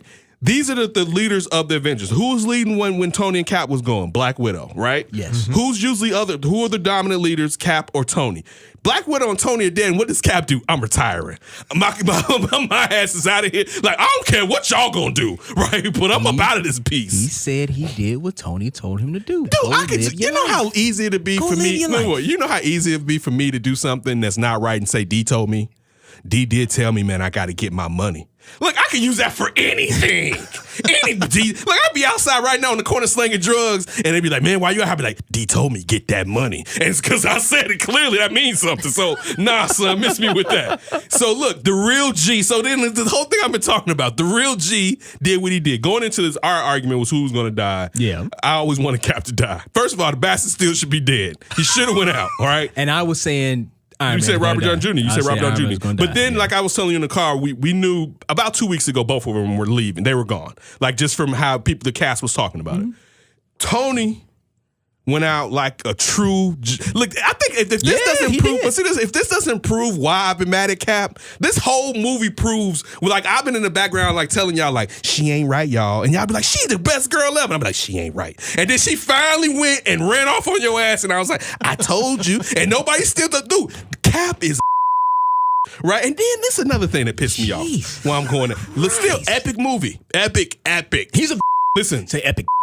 Great, too hokey. And look, things can be hokey, but when we're at the end of something that had something sad happen, it didn't have to get this hokey. I know Hulk is part of it. You throw another moon at me, and I'm gonna lose it. I know that. That's the formula they've used to make these movies successful. Yeah. I get that part. But this one was like, you need more Hulk? Yeah, bring a truck full of Hulk and throw it up on. It's like, whoa, slow it down just a little bit. So then this is the thing. The two other things before I let you jump in, I'll get back to crushing this movie. Okay. I hate the fact that characters were fully functional with new powers that they had never used before. Yeah, anybody, if you're worthy, can hold Mjolnir. I always mess up Thor's hammer. Thor's hammer. Mm-hmm. But you don't know how to use lightning to do it. Look, he damn near should have just took off flying with the damn thing, right? But in the comic books, he actually it was an arc that he used it. I'm not. No. That's not the point that I'm making. I know MCU, that. I'm just. But the point that I'm making, even when you're saying that, I bet you if I go back and check that comic book out, they have clips of how he adjusted to it when he was like, oh, I can do this, I can do it. Like, dude is in battle doing things like, man, I've been using this for years. That was like, come the hell on. And then Pepper Potts out here flying around in the suit. Like, chick, Tony was like, she don't even really like this stuff anyway. Well, whatever. But she out here fully functional. It took Tony some time to be like, okay, how I'm gonna do this, how I'm gonna do that. So like stuff like that was like, okay, y'all. And then then another thing. First of all, why did damn Thor take the hammer in the first place from another Thor in a different timeline? Right? That's the Thor in a different timeline. He said, hold on, I need my hammer. He like, where my joint at? Right? Like, where my joint at? He took the hammer, and then to see Cap go back in time with it was like, slow down now, homie. Right? Like, nah, dude, you ain't that hammer and you don't belong together. The Cap's out there flipping the hammer, flipping his shield, hitting it with the hammer. It's like, he's been practicing. It's like, come on, man. Again, epic, but epic. I'm not taking away from, because this is the thing when I said about this movie. Good or bad, us real fans were in it anyway. Right. Like, I'm in it. I'm a fan. I'm in it. It's the same. We're going to use some of the same things with Game of Thrones. I'm going to poke holes at Game of Thrones, too. But again, better out of the two for me was Game of Thrones. Oh, and here I go. I go the other way. I'm going to go Endgame was better than Game of Thrones. Although, keyword of this, epic. Both of them were epic. I dug the movie. I'm still into comic books and reading comic books and seeing different arcs and things like that. I think if you are doing that and you're not just a general MCU fan, not saying the Ken is, because he's a comic book guy too. But if you have those same kind of questions, basically this was a lot of nods to story arcs in comic books. Biggest one, right? This is kind of a dual kind of a thing. When Captain America walked into the elevator, you had a flashback to what? Winter Soldier. Obviously, he knows that all these guys are Hydra. Tony Stark was talking to Ant-Man, and Ant-Man was on the show talking about, they're Hydra. We didn't know. He's like, they look like bad guys, but we didn't know. But when he leaned over and was like, hell, Hydra. That's a story arc that Captain America was Hydra all these years. So I think it goes to the same thing with Captain. I knew that. For the last Captain America book. The hate that you have for this movie is outstanding. I'm just saying, look, the last Captain America series that came out like a year ago was Captain America was Hydra all along. Yes. That's cool, but even saying that a nod isn't enough that I had to go back in time for. It was clever. I mean, like, I don't think a lot of people when he did it knew. Like, I knew when I watched it, I'm like, okay, so this is supposed to pay homage to the fact that they did that in the comic book. But it wasn't dope. But I think, there's the thing though. I think people who are not into that, they could have looked at it like, oh wow, this is a callback. These are MCU fans I'm talking about, not the comic book fans, but the MCU fans.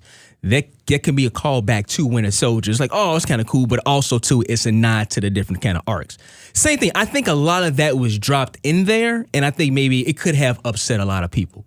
To your question that you asked last week, which one was going to be the epic battle between this and Game of Thrones, I will say this because I actually got to see, I would say Endgame because I actually got to see the big boss man fight.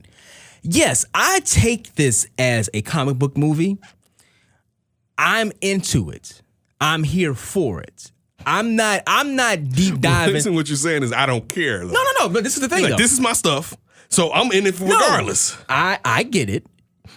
I'm probably not the kind of a guy that's going to say I'm going to try to poke a hole, and there could be holes into it, but I'm here for it. You said I don't care about that. I'm stuff. here for it. I just want to be entertained. There you go. I want to be entertained. I want to be entertained. But no, there's nothing wrong with that. But you can still grade the entertainment. I'm not saying that. I'm not saying that I can't. I'm not saying that I can't. But even Yeah. grading the entertainment, I mean, some of the things we do when we enjoy something, we have a bias towards it.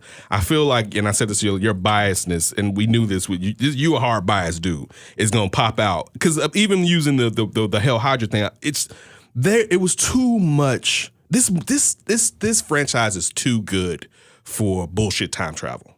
It is. See, that's the thing though. I think with a lot of people because the Russo brothers actually dropped a hint to this before Infinity War. They said it's going to be a time heist, and that's exactly what it was. You're going to Endgame. It was a time heist. Whenever you introduce time travel, it can throw everything off, even for things talking about time in the future. So yeah, they had to come up with something that seems at least their own. They could poke fun at other things, but they tried to come up with something of their own. So listen, yes. I didn't need Ocean 11 Avengers. Like, in all fairness, okay, let's go with that. Ocean 11 can be entertaining, but it's corny too.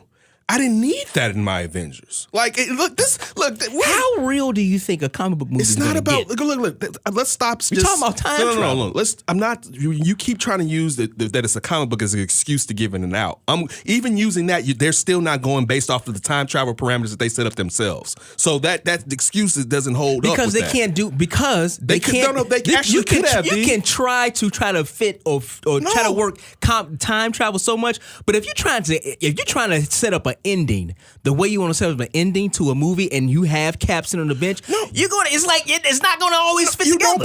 But look, you don't put that ending in there in the same manner. You could have done the same thing. Cap could have came right back on that pedestal, had his mask on, we couldn't see, and thought it was Cap again, took it off and been the old man. Motherfuckers be like, what? And he'd be like, man, I lived my life out. And it wouldn't have broke their own rule. Look, I'm just... But he probably did do what he was supposed to do. He returned all the stones. No one's saying he didn't. That's not the point that I'm making. Mm-hmm. The point that I'm making is they with the Sorcerer Supreme established the rule. They made sure that when we got to her, we had an actual model of what the rule was. Yes. The point that I'm making is even if you do time travel, stick to the parameters that you set. All they had to do was have Cap return the same way, and I couldn't poke a hole at that. But he's in an alternate reality. How the hell is he in their reality? Because I don't know because I can't say because, but the main thing was even to the sorcerer, she was telling Bruce Banner because she knocked him out of the Hulk body. All this was predicated around the stones being back where they needed to be. That was it. It was only the stones. So if Captain America went back and replaced the stones, not saying that you're wrong, I'm just trying to play a little devil advocate. Mm-hmm. If he went back and he replaced all the stones, could it have been that he can now just live his life? No, that's not the point.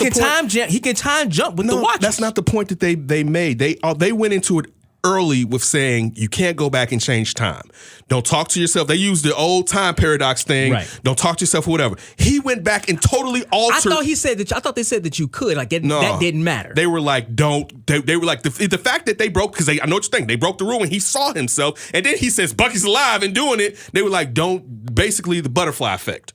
Don't go back because that's the reason why they didn't go back to when they fought Thanos. I thought it didn't matter. No, that's the major reason why they said what we're going to do is bring everybody back to 2023. We're not going to try to go back there because we don't know what we can mess up. That was the whole premise of what their plan was. We cannot mess up time. We're going to use this to do this, and we're going to get out of here so we won't mess it up. And they showed different ways that you can alter time, and if you alter time, you start a different timeline. Cap should not have been in their timeline. He started a different timeline. Yeah. That's my biggest part. They established that. If they didn't establish it, I wouldn't have a problem. You set the parameters and you told me what it was. I would prefer for you to stick to it. Then the heist thing. Look, Ocean 11 is corny. I don't need it. Look, they could have still went back in time. I'm not saying you can't go back in time. That's automatically bad. I love Back to the Future growing up. I'm not saying that any time movie's a bad movie. There have been some movies that did time pretty good, I feel like. I just feel like if you were going to do that, you could have still done it and sometimes with a more serious tone. I just felt like what had taken place, and I'm a person, I've been through a lot in life, and I'm a person that has a dark humor and tries to try to protect myself when using humor from bad situations. So I'm not saying that you can't make light in dire situations, but it went a tad bit too far for me. I think Infinity War was just, if you're saying it was hokey, that had a lot of comedy, a lot of points. It was kind of like, okay, we don't need all that. If you want to say that, I think Infinity War was the same. But the war but it wasn't as serious because half of the world hadn't been killed. Half of their friends had even when you're saying that, it's like, dude, I'm gonna still crack jokes if something happened to you, but there's gonna be a darker tinge to everything. Just like that little boy, like the great scene when Lang sees the little boy asking what's going on, and the little boy's just like, man, get the fuck out of here, right? Like that's how people would feel in that situation when half of the world is gone. Like we're not talking about like 10%. The world's been halved, right? And then the fact that Spider-Man whole clique got. First of all, Thanos hurts black people. All right, he took out the whole hierarchy of Wakanda. Like Shuri didn't live, the mama was gone. Like he was like, "Oh, you Wakandans, snap." So I know that, and we'll get to Game of Thrones hates for the blackies too. I felt like Game of Thrones had South Park the movie parts to it. Yeah. But then the fact that, and we all know, because we've seen the upcoming preview for Far From Home. So Spider-Man's whole crew. Like, at least I was telling D last night, at least Flash could have aged 5 years. Like, everybody named Mama got snapped away, and we've seen too many times the randomness of the snapping that usually a clique, some people in the clique, they didn't decimate the whole clique. It looked like Thanos' snap, if you want to say, was random. When everybody else on the Avengers side, Hulk, Tony, their snap was kind of like, I'm thinking of what I want, then I'm going to snap. Oh, his thought wasn't random at all. That was his plan. Thanos' plan was to cull the galaxy, the universe. So it wasn't haphazard. Thanos was planning this whole time that I'm going to sit there and too many resources are being used up. Right. I'm going to have that's the randomness of him just doing it. I'm saying, how is it random? Because his whole thing is, I don't care who it is. I'm just going to snap and it's going to be half. When you look at Hulk, when he said this, man, I tried to bring back Black Widow. I tried to do it. So it seems as if whenever you're snapping, you're thinking about who you want to get rid of. Because when Tony said, I am Iron Man, who disappeared? It wasn't the Avengers. It wasn't nobody on the good side. It was everybody that was on the bad side. It was whatever you wished. That's what I'm saying. Whatever you wish. But it wasn't. I'm just saying, neither were necessarily random is the point that I'm trying to make.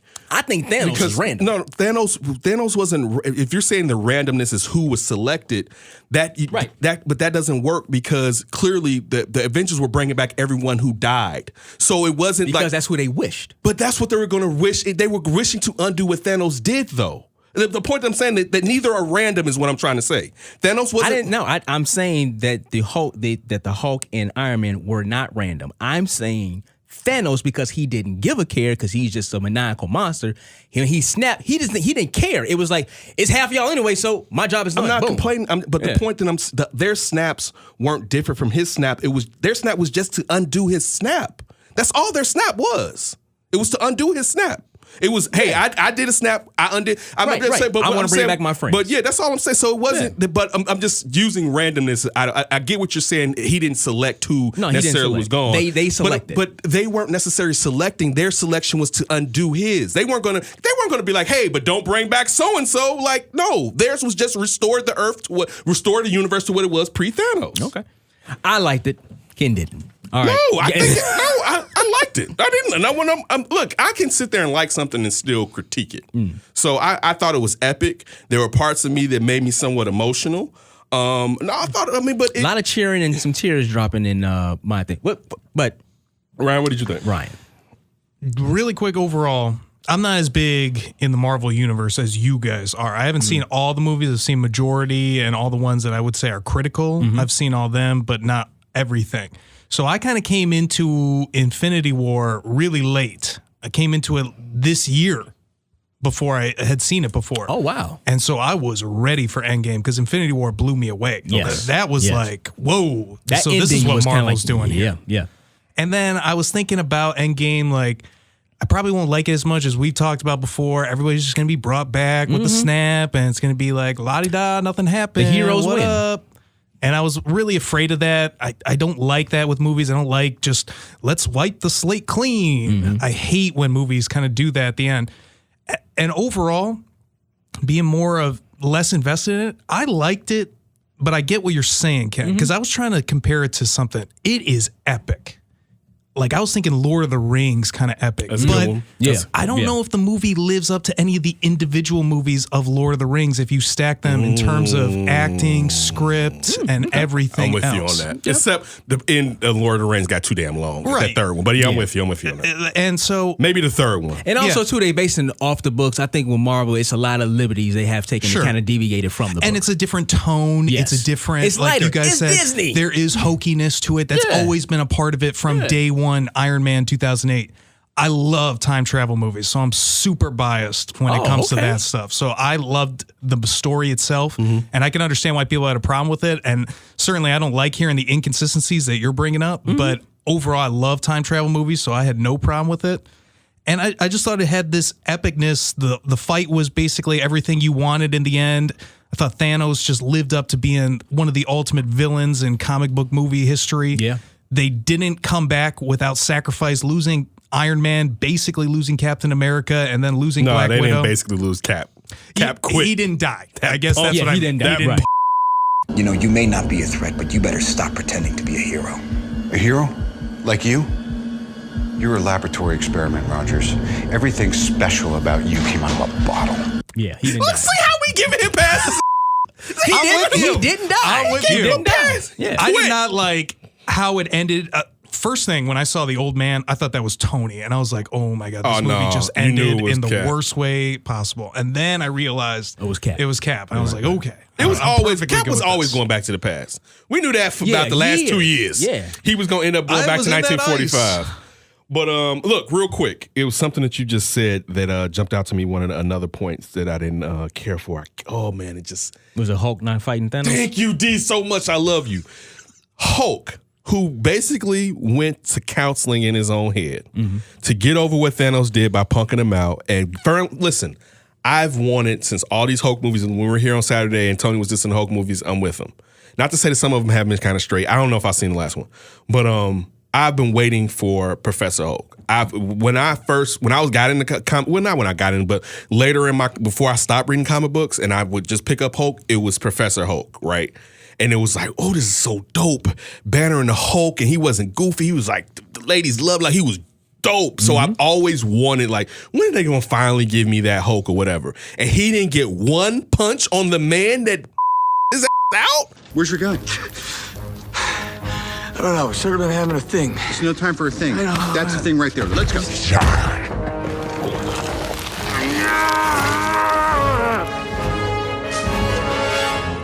Dude, you're embarrassing me in front of the wizards. Come on, man. That I totally agree with you. Yeah, I love the character, but I did not like how there was no shred of Hulk destroying things other than the flashback of the first Avengers. Right. Yeah, or when he was mad that Black Widow was dead. Yeah, he threw the bench across the right. Yeah. No, I totally agree with that. I wish they would have done more with that character. It's a lot of things. I mean, I was even watching something that had a lot of people not really they didn't like the way that Black Widow went out in the sense of like, corny. man. It was corny. It was like, man, it's like the fight itself and sacrificing, but you can kind of tell the way they kind of set up over the past 5 years how she's trying to keep them together. And then you get to the point that they can get the Soul Stone. It's kind of like, you know what? I've done my part. I can get everybody together. I'm going to go ahead and I'm going to sacrifice myself. It was a battle between her and that bastard Clint, murderous Clint. Yeah. Who should be in jail. Right? Murderous Clint. And he was saying, like, listen, to your point, he was saying, like, man, I've done a lot. No. It should be me. But a lot of people, majority from what I've been seeing and reading and hearing is from women. It's like, wait a minute, hold on.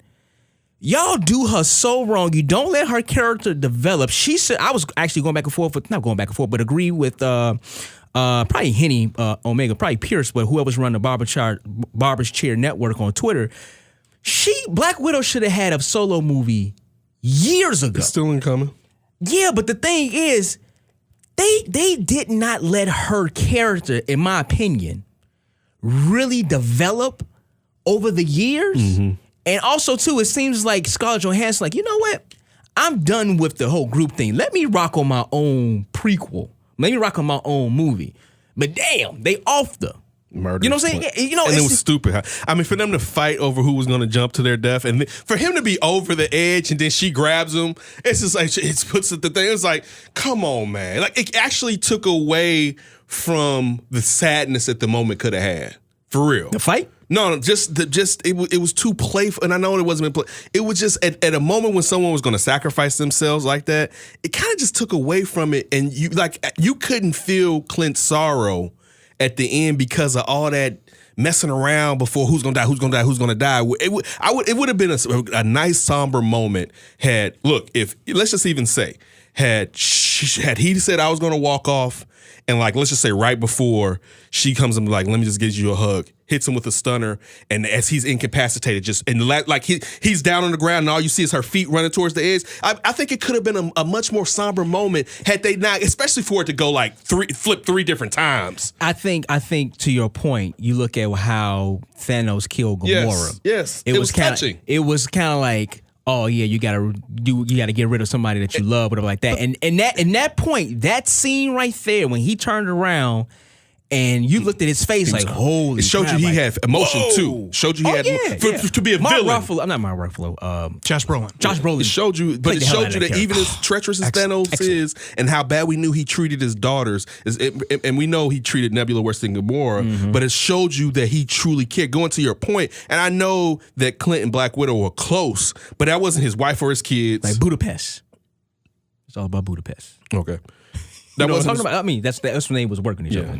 But spies. I think that's kind of the thing though. Like when you're looking at this Marvel comic universe and you're not as into it, I get what you're saying because dark is more interesting than light when it comes to TV especially and movies. Layers of dark. Exactly. It is. And seeing Thanos, like you said, show that vulnerable moment, and he is just this doing everything he wants to do. I thought nothing was out of place. Like I expected that fight between those two because that is what Marvel's kind of done the whole time. You can fight, but see, it's the thing.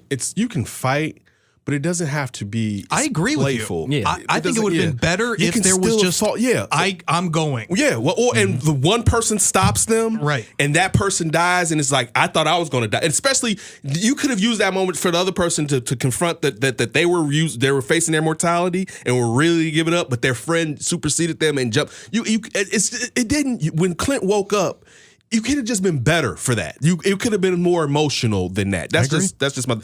I loved it when Thanos sent Nebula in there. He's like, what are you going to do? I'm going to wait.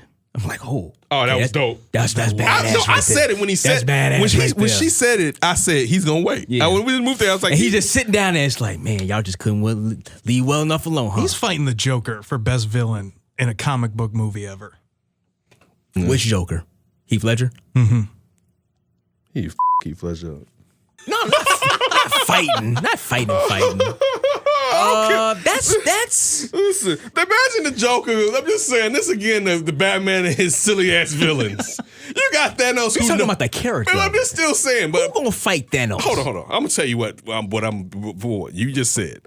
Who's the best villain, right? Me, we're downtown recording 670 The Score. If I walk out here on Stetson, it's dark, I go into an alley. Thanos pop up in that bad boy or the Joker. Who do you think I'm laughing at? Now, the Joker jump out, I'm be like, I'm about to knock you out.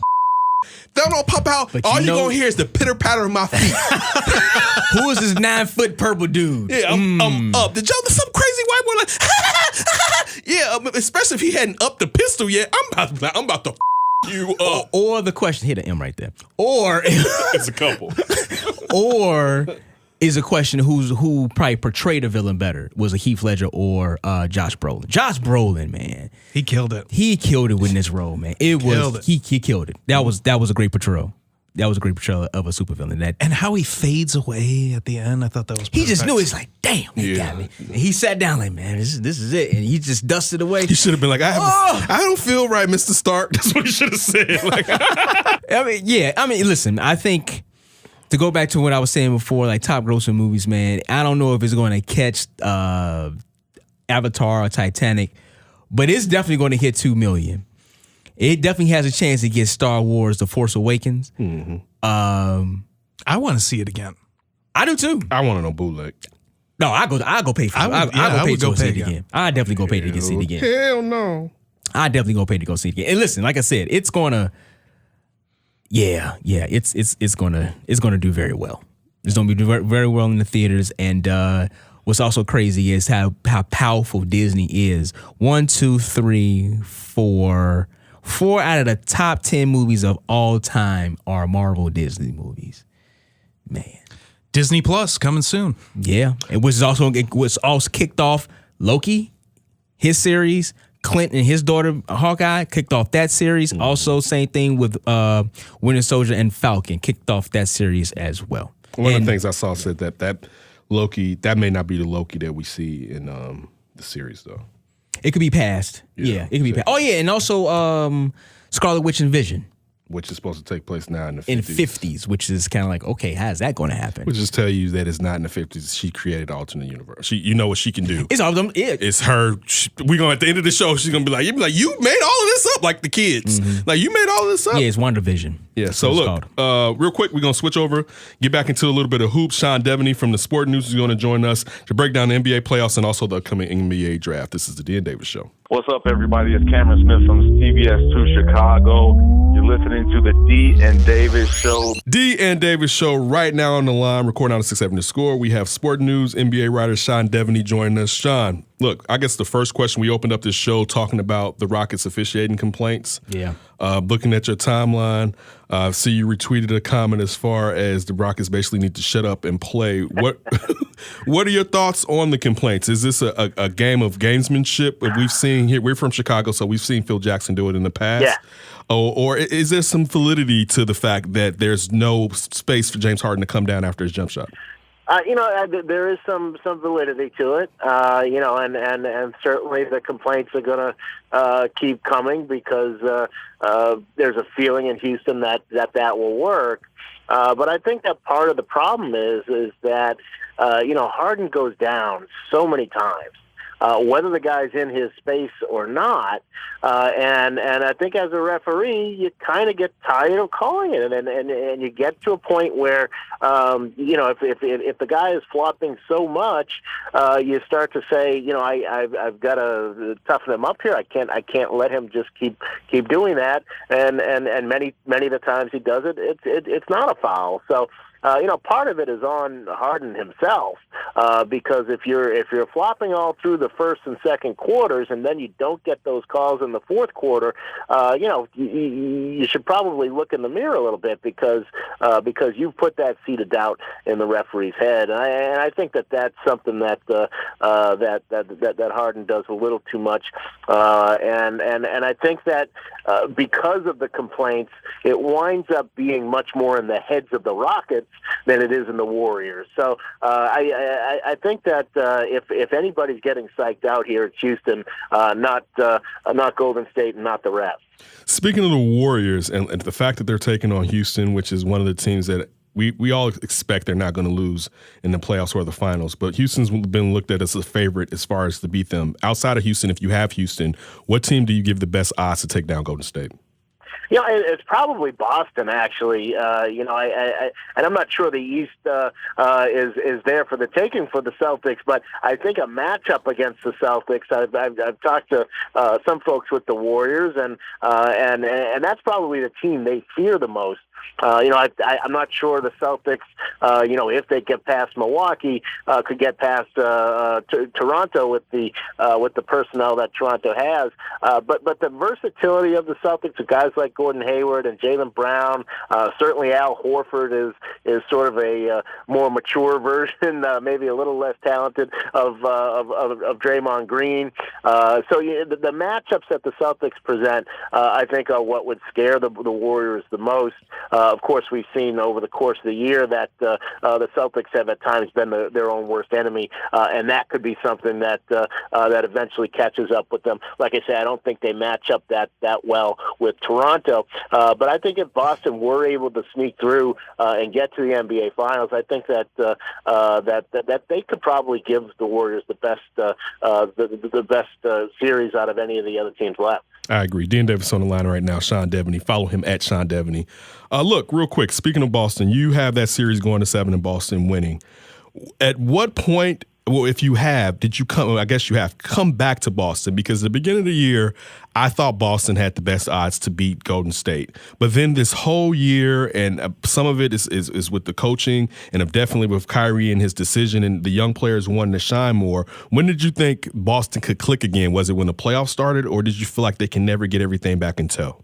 Yeah, I think it was when the playoffs started, and I came into the playoffs thinking, the Celtics had a chance to go to the NBA Finals, or they had a chance to lose in the first round. I mean, just from what we've seen of them throughout the course of the year, either one of them would say, yeah, well, that kind of makes sense. They've been so up and down. They've been really their own worst enemy at times. So yeah, I mean, it's certainly an unpredictable bunch. But I think what gives them an advantage in the playoffs is like I said, they do have the versatility. They're able to create matchup problems for other teams and handle the mismatches that other teams want to create better than just about anybody else. So it becomes a matter of, can you put your egos aside, which they weren't able to do during the regular season, and just focus at the task at hand. So far, certainly through the Indiana series, they were able to do that. That's something that going forward, you really got to keep an eye on. But so far, Brad Stevens has been able to do what he does best, which is, like I say, matchup problems, create matchup problems, X's and O's. Brad Stevens is not a locker room guy. He's not a rah-rah guy. He's not a guy who's going to throw chairs, which is something they might have needed, just in terms of those chemistry issues. But now that we're in the playoffs, I think you can see Brad Stevens do some of the things he does best, and that's why you got to give them an advantage. Sean, sticking with the series with the Bucks and the Celtics, what adjustments do you think the Bucks need to make to get past, or even out the series, or keep it a series against the Celtics? Well, I mean, look, if the Celtics are going to give, going forward, going back to Boston and throughout this thing, are going to give Giannis Antetokounmpo the kind of attention that they have, Al Horford is pretty well equipped. Nobody can completely stop Giannis, and certainly he missed some shots early on in the series. But, he's really a guy who, if you can meet him up at the free throw line, have a guy sort of waiting behind him. So Al Horford meets him first up near, between the free throw line and the 3-point line. They got another guy cheating over. They're paying so much attention to Giannis that some of these other guys, they've got to be able to attack. They've got to be able to recognize when their shots aren't falling, go to the rim. You can't stand out there and shoot 3-pointers throughout the whole series. You'll look up and you'll be waiting to get hot, and it'll be game 4. So they've got to be more aggressive. A guy like Eric Bledsoe is a good example. Sterling Brown, who was, I believe, 1 for 7 in game 1. Maybe you play Brook Lopez a little less. He's not much of a factor in this series just because of his style of play. So, I think that there are some things that are there for Milwaukee to do, but it's basically how they react to what the Celtics are doing to Giannis, and if they keep giving him that level of attention, then these other guys have to be more aggressive. D and Davis show recording right here at 670 Score. We're on the phone right now, we're online right now with Sean Deveney of Sporting News, NBA writer for them. Thoughts on the Raptors and the 76ers series? The Raptors was able to tie that series up last night. Ken and I was out actually watching the game, and Kyle Lowry went Kyle Lowry in the last few seconds. Not a good thing to say about a guy, but yeah, he didn't come up big right now. But thoughts on that series? Yeah, I think Philadelphia. What a great job by Brett Brown to put some of those guys in different situations, and really, I don't think Toronto really knew what hit them. They put Tobias Harris, who's got about a 25-pound weight difference, and gives up 5 or 6 inches to Marc Gasol, but they put him on Marc Gasol for most of that game. That's pretty bold. They moved Ben Simmons over to guard Kawhi Leonard. Now, Leonard still had a good game, but having Ben Simmons on him allows you to put to get some other guys into favorable matchups, so you get Jimmy Butler guarding Kyle Lowry a lot. So I really thought that the way that Philadelphia adjusted the matchups, I thought was really, really good. I was looking at the numbers, and Tobias Harris, like I said, giving up all that height and weight, he guarded Marc Gasol something like 36 possessions. Marc Gasol took only 1 shot against Tobias Harris. Now, granted, they were sending double teams, but you still have to, get down in the post and make them pay if they're going to do that. And that was something that Toronto just didn't do. Sean, let me ask you this, sticking with Philadelphia. Sometimes I look at that team and I feel like there's too many ingredients. And when they brought in Jimmy and they brought in Tobias right away, that Brent Brown was still trying to figure out what he was doing with his 2 cornerstones. How would you rate his coaching job this year? And if it has been a problem, has it been a problem due to him or due to the front office trying to win it so early? And even though I know Embiid is injury prone, but so early in these young players' career. Yeah, no, I think you make a good point that they didn't really let anything kind of grow organically. See what Dario Saric could bring. And I understand making the trade for Jimmy Butler, but then to add the trade for Tobias Harris, I thought that was maybe swinging too much because you gave up future draft picks. You don't really have the role players that you'd be looking for. They really I think they got a little bit of an itchy trigger finger, sort of the opposite of Sam Hinkie, sort of the opposite of the process where they just said we'll be bad for 5 years. They tried to say we're going to be great in 1 year, and I just don't know that that's a good approach. They gave up an awful lot to bring these guys. As I mentioned, Saric, Robert Covington was a great role player for them. They gave up first-round draft picks going forward. Landry Shamet, who played very well for the Clippers and was playing well, a rookie. So they gave up a lot of young assets to put everything into this team. And when you're ranking the 4 teams at the top of the East, I think you still have Philadelphia number 4, as good as they looked against Toronto in Game 2. And is that really why you gave up all those assets? I totally agree, Sean. I enjoy your State of the Team right now articles for the Sport News, and one that jumped out to me was the OKC one. Definitely later on, we're going to unfortunately have to talk about the Bulls. But looking at OKC, like the fact that they were beaten by a team that I would say last year, a lot of us thought, well, they're going to have to break up that backcourt when it comes to Dame Lillard and CJ McCollum. And looking at your article talking about what OKC can do and how cash-strapped they are, and we always know the option if the money is an issue is get rid of the coach. What's the state of that team? Because you have a player that's hard to coach, who's phenomenal, but when it comes to efficiency and winning, he's not the guy. Russell Westbrook. Thank you. And then you have PG, and it seems like they're going to be stuck in NBA purgatory moving forward. Yeah, I mean, if you can't beat Portland, with Portland having lost Yusuf Nurkic and having moved much of their not much, but having moved a significant amount of their offense over to Nurkic in order to lighten the load in the playoffs on Lillard and McCollum, and you can't beat that. Not only you can't beat it, but you got beaten bad in that series. I don't know. I don't know where you go from here because you don't have any, like you say, you have no cash to add players. Your draft picks are limited. You're going to draft in the 20s. You're going to be relying on getting lucky with second round picks and things like that. And that's not a way to move forward. So I think obviously they're going to fire the coach. I'd be shocked if Billy Donovan comes back. Then you start to say, okay, what if it's not the coach?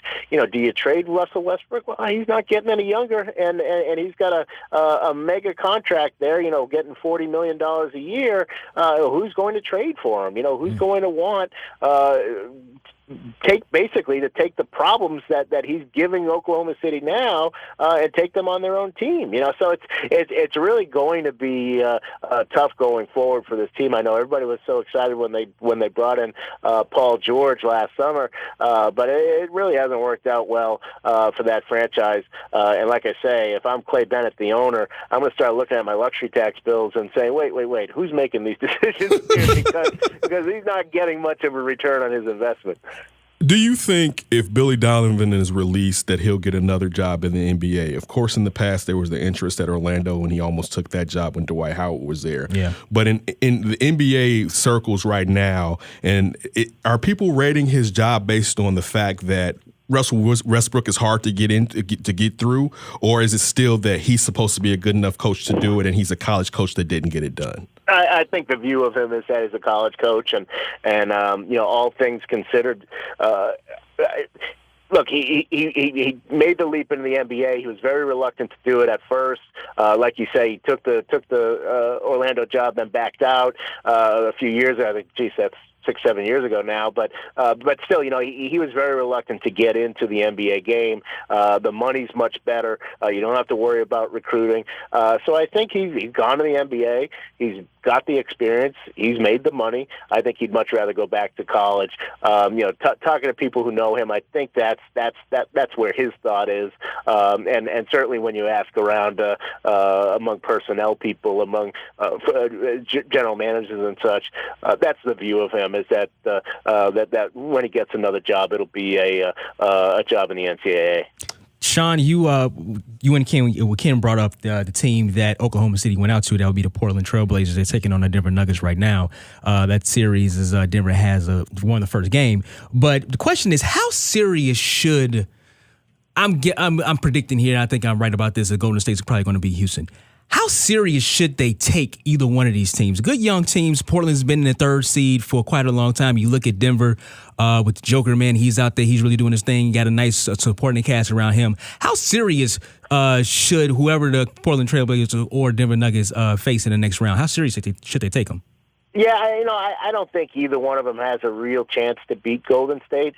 Certainly the Nuggets got clobbered by the Warriors in the regular season, and Portland has played them pretty well. But I don't know that in a 7-game series the Blazers would have a chance. The one thing that would scare me if I was the Warriors is that the longer these playoffs have gone on, and you saw it in the first round. If you watch that first round series, San Antonio against Denver came out like deer in headlights, and I remember watching them at one point and saying, they don't have a chance to beat the Spurs. The Spurs are too cool-headed.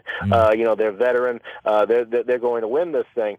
And Denver, as that series went on, got better and better, and started to kind of take control of the stage, and wasn't all of a sudden that team wasn't scared of where they were.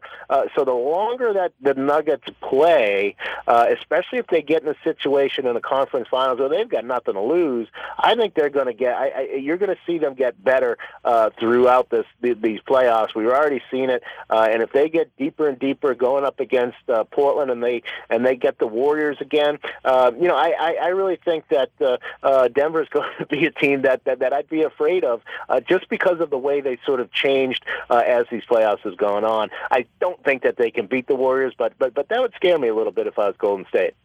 D and Davis show recording right here, 670 Score. On the line right now with Sean Deveney of Sport News. And just sticking with Golden State, the one thing is, I'm with you. I think obviously they're the heads-on favorite to win it all, but their defense has been kind of shaky so far, especially going up against the last series and the Clippers. There's a lot of huge blown leads against the Clippers. They was come back, but they won the series 4-2. But also, too, looking at some injuries, like Klay Thompson isn't really that healthy. Just looking at Golden State, how hard of a challenge do you think? I mean, they're going for their third championship in a row, but looking at it as far as defense, man, they're not going to make it any easy on themselves.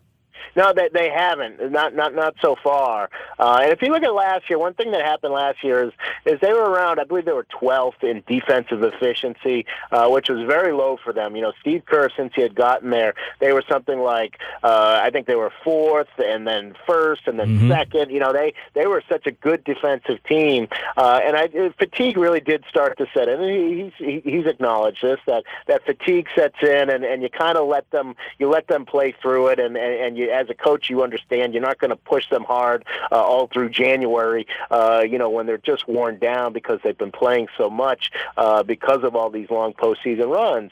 But what happened last year is when the playoffs came around, they snapped back, and they were number one in defensive efficiency. We haven't seen that from them this year, and that's got to be a big concern. The other big thing that always happens with them, and it happens during the regular season, then they usually clean it up in the playoffs, is the turnovers. A lot of them are silly turnovers.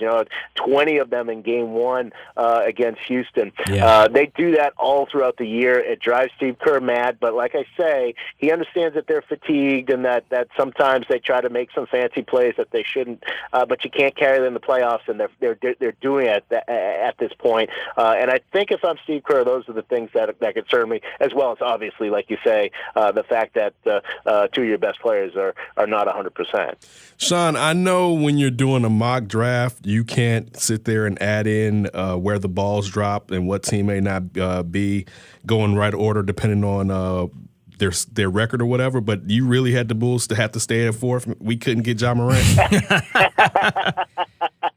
If I'm John Morant, then I'm thinking I would like the Bulls to jump up. Like I would like them to jump up because he'd be a perfect fit for them, and he's exactly what they need. But they could get lucky because like I say, Cleveland. I think they saw enough from Colin Sexton that they don't necessarily. They'd at least be willing to trade down. So Cleveland's going to be up there, but I don't think that they're looking for a point guard necessarily. I'm not sure that they would. That's at least one team. Atlanta could jump up, and again, like if Atlanta jumps up and the Bulls are right behind them. If the Bulls are number 3 and number 1 is Knicks in Atlanta, then they're going to get Morant because they're not going to have his name is escaping me, of course now. But the point guard they drafted last year, Trae Young. They're not going to have Young and Morant in there. So there's still enough teams that already have point guards that if I'm the Bulls, there's still a chance. Even if you wind up at number 3, you could still wind up with Morant, even though he's pretty clearly the second best player in this draft. Sean, you got something that's I consider a pretty interesting read. Your book, Greed and Glory, The Rise and Fall of Doc Gooden, Lawrence Taylor, Ed Koch, Donald Trump, and the Mafia in the 80s. For any of us that grew up in the 80s, that's a pretty interesting book right there. That's a pretty good lineup. You had me at Doc Gooden and Lawrence Taylor. Tell us. Because the sports angle is always good. But what was going on in New York sports at the time did sort of reflect what was going on in the city of New York at the time, and even in the wider country. Where you had these great star players that really captured the imagination, and you said, geez, these Mets are going to be great forever.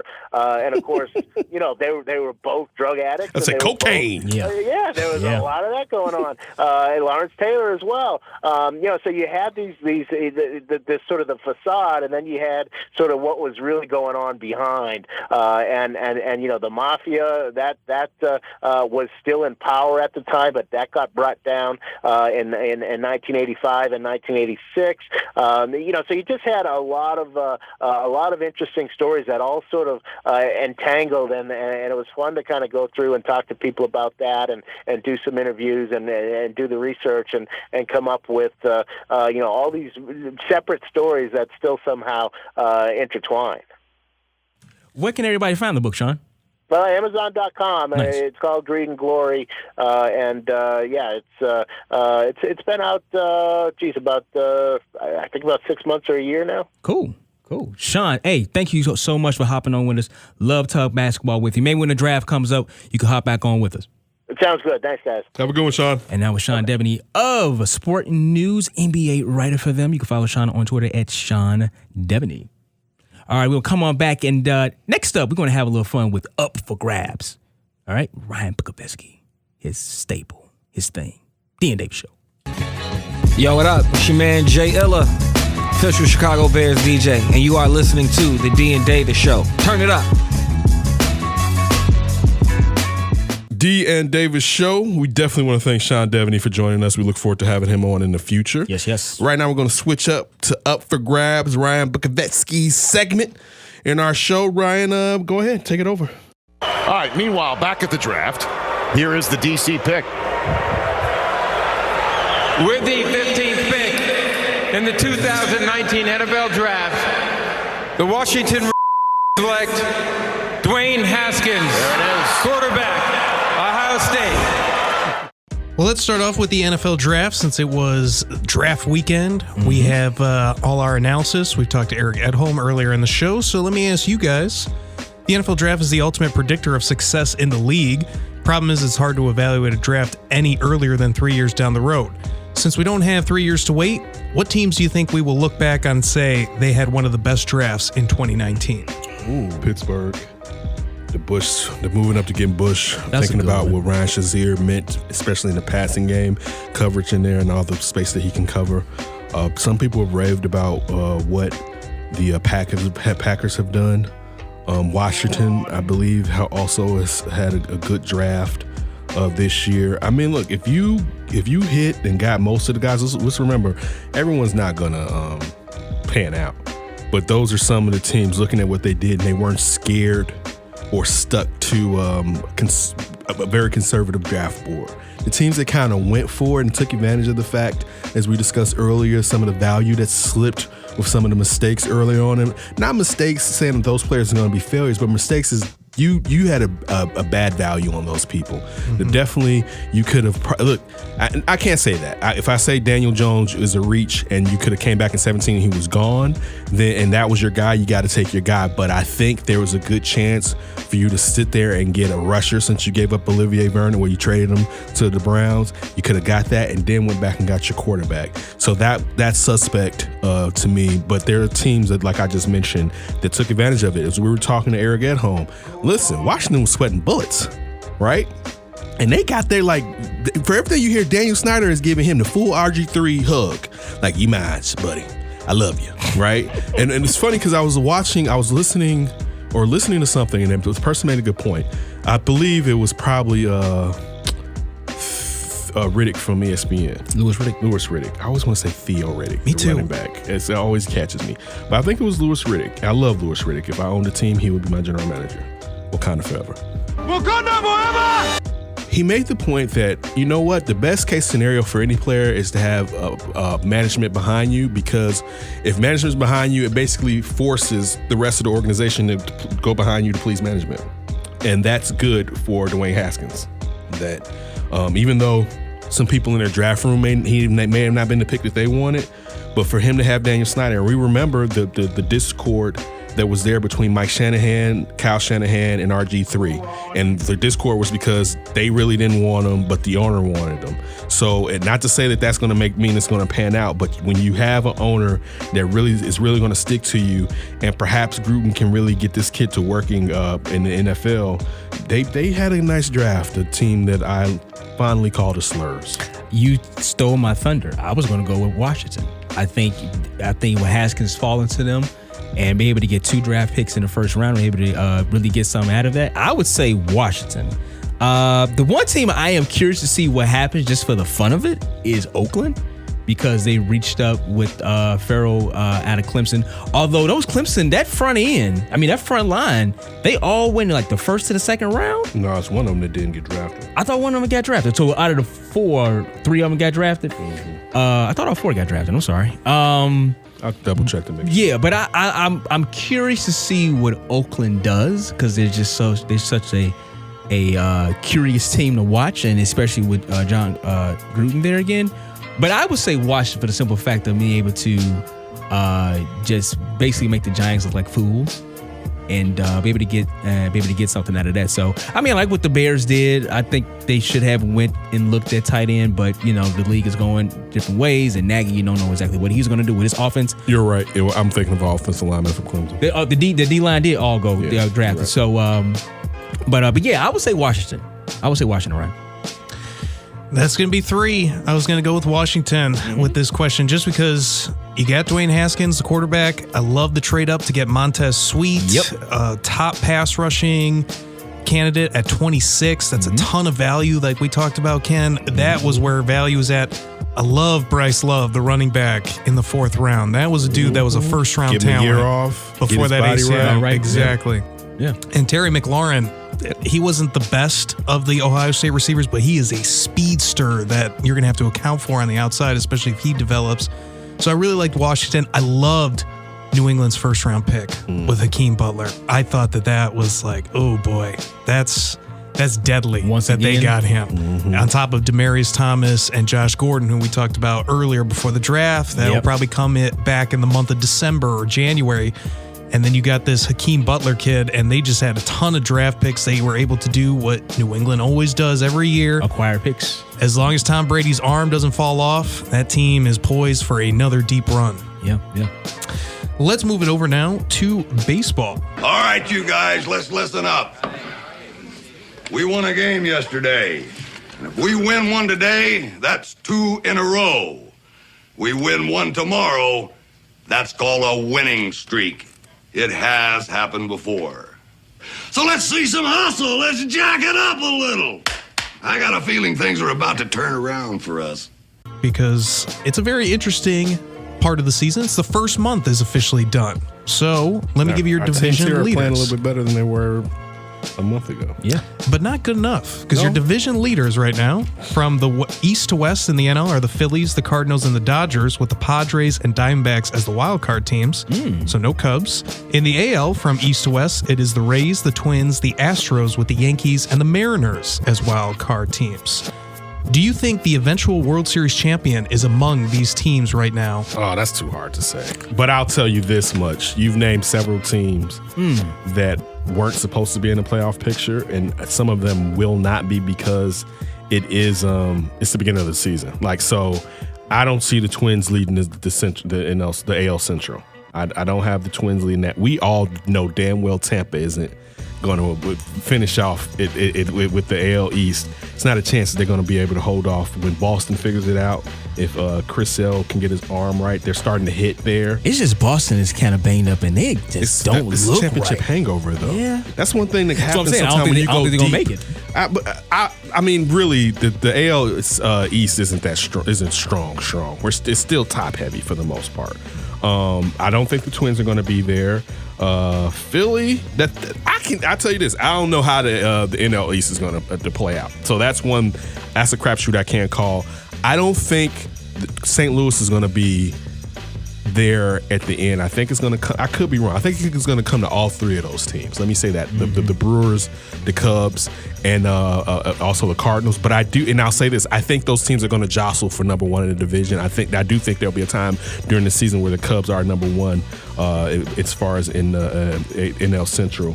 The Padres, that's an interesting. When that jumps out to me, and there's a chance, looking at it now, it depends on if Colorado gets hot again, because we know Arizona basically said they're done. If Colorado gets hot again, I think they'll overtake the Padres. Excuse me. The Padres or the Dodgers? No, I'm saying because he was talking about the wild card. Oh, okay. Yeah. I got you. Probably the only one I can definitely say is going to be at least in the AL. I think Tampa's going to come back to earth, and I think the Yankees are just that damn good. I mean, you're looking at the run differential. Tampa's at plus 27, but the Yankees at plus 37. So they're right there. They're going to be right there. So that's going to be kind of a flip-flop with that. Probably the Yankees probably going to take off again. They won 101 games, 102 games, something like that, something crazy. Just have a lot of injuries, but yeah, once they get back, they should be fine. The talent is there. Minnesota, and this is an interesting thing about Minnesota, because they went to the playoffs the year before last, and then they had a bad season. That's when Cleveland popped up, but maybe it was 2 years ago. So I don't know if Minnesota's kind of right at their ship and they'll still be around, but right now they're scoring like crazy right now. We're looking at run differential. But Cleveland is still there, but the AL Central, I think you'll probably win the division in probably 90 games. I don't think it's going to be anything outstanding. Houston, I think Houston's going to take the AL West. I just think they're that damn good. In the National League, I can still see the Dodgers doing it, and I'm not going to count out the Braves. I think the Braves can overtake Philadelphia. The Central, I'm with Ken. It's going to be a jostle with the top three, and it's top three heavy. It was top three heavy last season. For the most part, probably I would say 75, maybe more than half of the teams we're looking at right now, they're going to make the playoffs. yes, they're going to make the playoffs. It's going to be maybe a wild card team here and there. It's kind of like, oh, okay, all right, they stuck it out, and it was able to stick it out and make it into the playoffs. Yeah, my thing is, where's Boston at? Are they coming back with all that talent that they have, or is this hangover just too strong? To me, that opens up the Astros coming out of the AL. I think that they're probably the next best team. Yankees, maybe, if they get healthy, but they're not going to have Gregorius. Right. Who knows with the others? And they don't have the Judge is pitching. going to get hurt again. Right. And do they have the frontline pitching? Because I know at least Houston, they got a couple really nice starters in the front with a solid bullpen and a ton of ammunition in their lineup. Looking on the NL side, the Dodgers are probably the most likely team. Yes. I don't love them this year, killing though. I don't love their pitching at all this year. Oh, yeah. Bellinger is killing it. Yeah. I don't love their pitching, though. I just don't love their front line. I don't love their bullpen. I think they're as vulnerable as they've been in this window that they've been in. So I would say probably... I really like the NL Central. I think a team might come out of the NL Central to the World Series. Really? Yeah. Well, I think definitely. I think the wild card. I'm with you. There's probably the likeliest, the easiest place where I can see a wild card coming out is definitely. But we've all said that it's the toughest division in baseball, basically. So who's the team? I'm really split on the three. I'm with you guys. Yelich, how long is he out for? If he's out for any long length of time, they don't have any pitching. I think the Cardinals and the Cubs are more complete.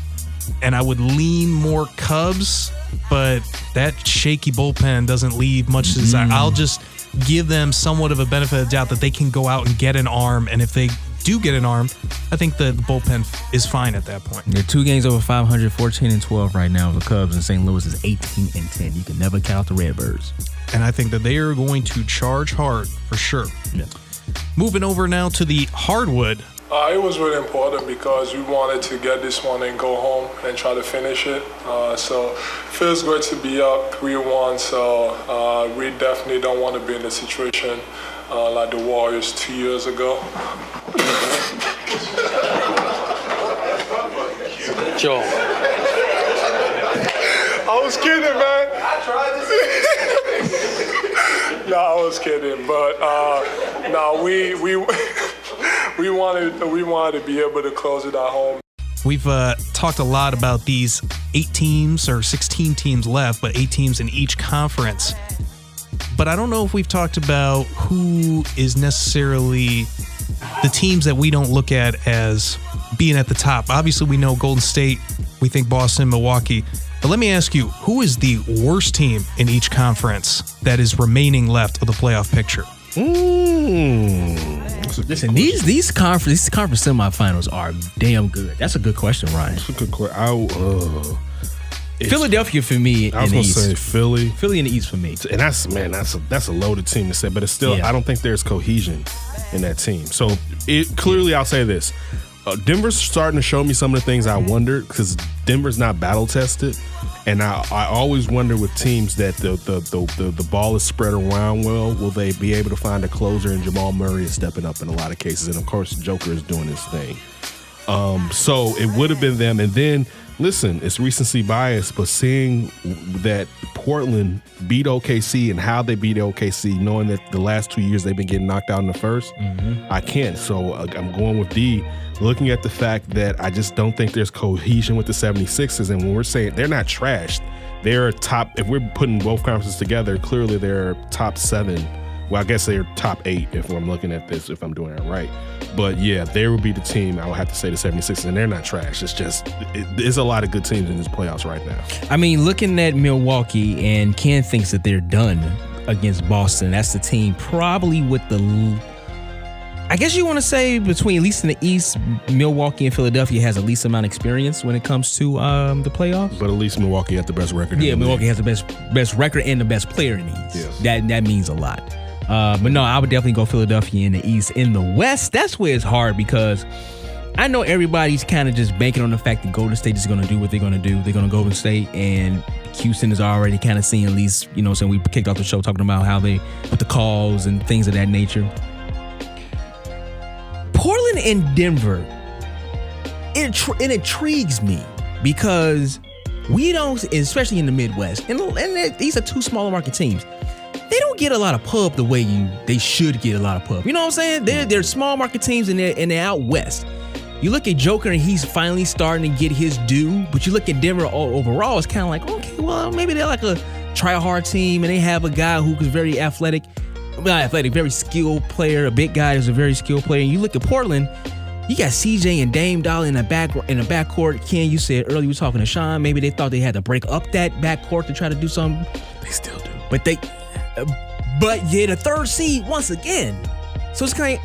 So how long are you going to get to just be the third seed? But, I mean, if I would say this much. If Golden State wasn't this juggernaut of a team, you look at someone like a Denver, like, maybe they can sneak into the NBA Finals. Man, Boston, they just going against... Boston will wax. I'm not saying they'll win. I'm not saying they'll win. I'm just saying coming out of the West, if you didn't have this juggernaut, this dynasty in front of you. Yeah, Houston, let's say, won the series, and we knew that now. Denver would definitely have a shot to beat them. Portland would definitely have a shot to beat Houston. You know what I'm saying? They're not world beaters. They just have a dynasty in front of you. So I'm looking at those two teams, and I'm very intrigued by them. But out of all of them, yeah, man, Philadelphia, they worry me. Yeah, I think I'll have to go Philadelphia in the East. It is close. I feel like Milwaukee and Boston have established themselves as above Toronto and Philly. Mm-hmm. But man, I thought Toronto was going to get the first two. And the way that Philly came back in game 2, I don't necessarily think they're going to win the series, but I'm giving them a lot more chance than I originally had. Okay. But I will have to go with, I think, Philly as the worst in the East. I think out West, you got to go just with Portland due to the Nurkic injury. If he was there, I would take them over Denver. But watching that game, if CJ and Dame don't do everything, they have no size to combat Denver at all down low in the paint. Can't step up now. I mean, if Jokic plays consistently like he did in game 1 throughout the series, it's a wrap. Mm-hmm. There's no way that Portland's going to be able to beat them. So I'll go with Portland, but I'm kind of with you, D. It's shaky to me because I think that those three, Portland, Houston, Denver, they're all kind of similar. Maybe Portland's the worst out of those three, but they're pretty dang close. Yeah. He said dang. Dang. This is a family show. We do that on the flip on Saturdays. There we go.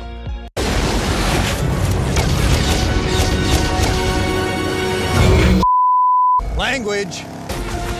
At long last is lasting a little long, boys. Wait a second. No one else is going to deal with the fact that Cap just said language?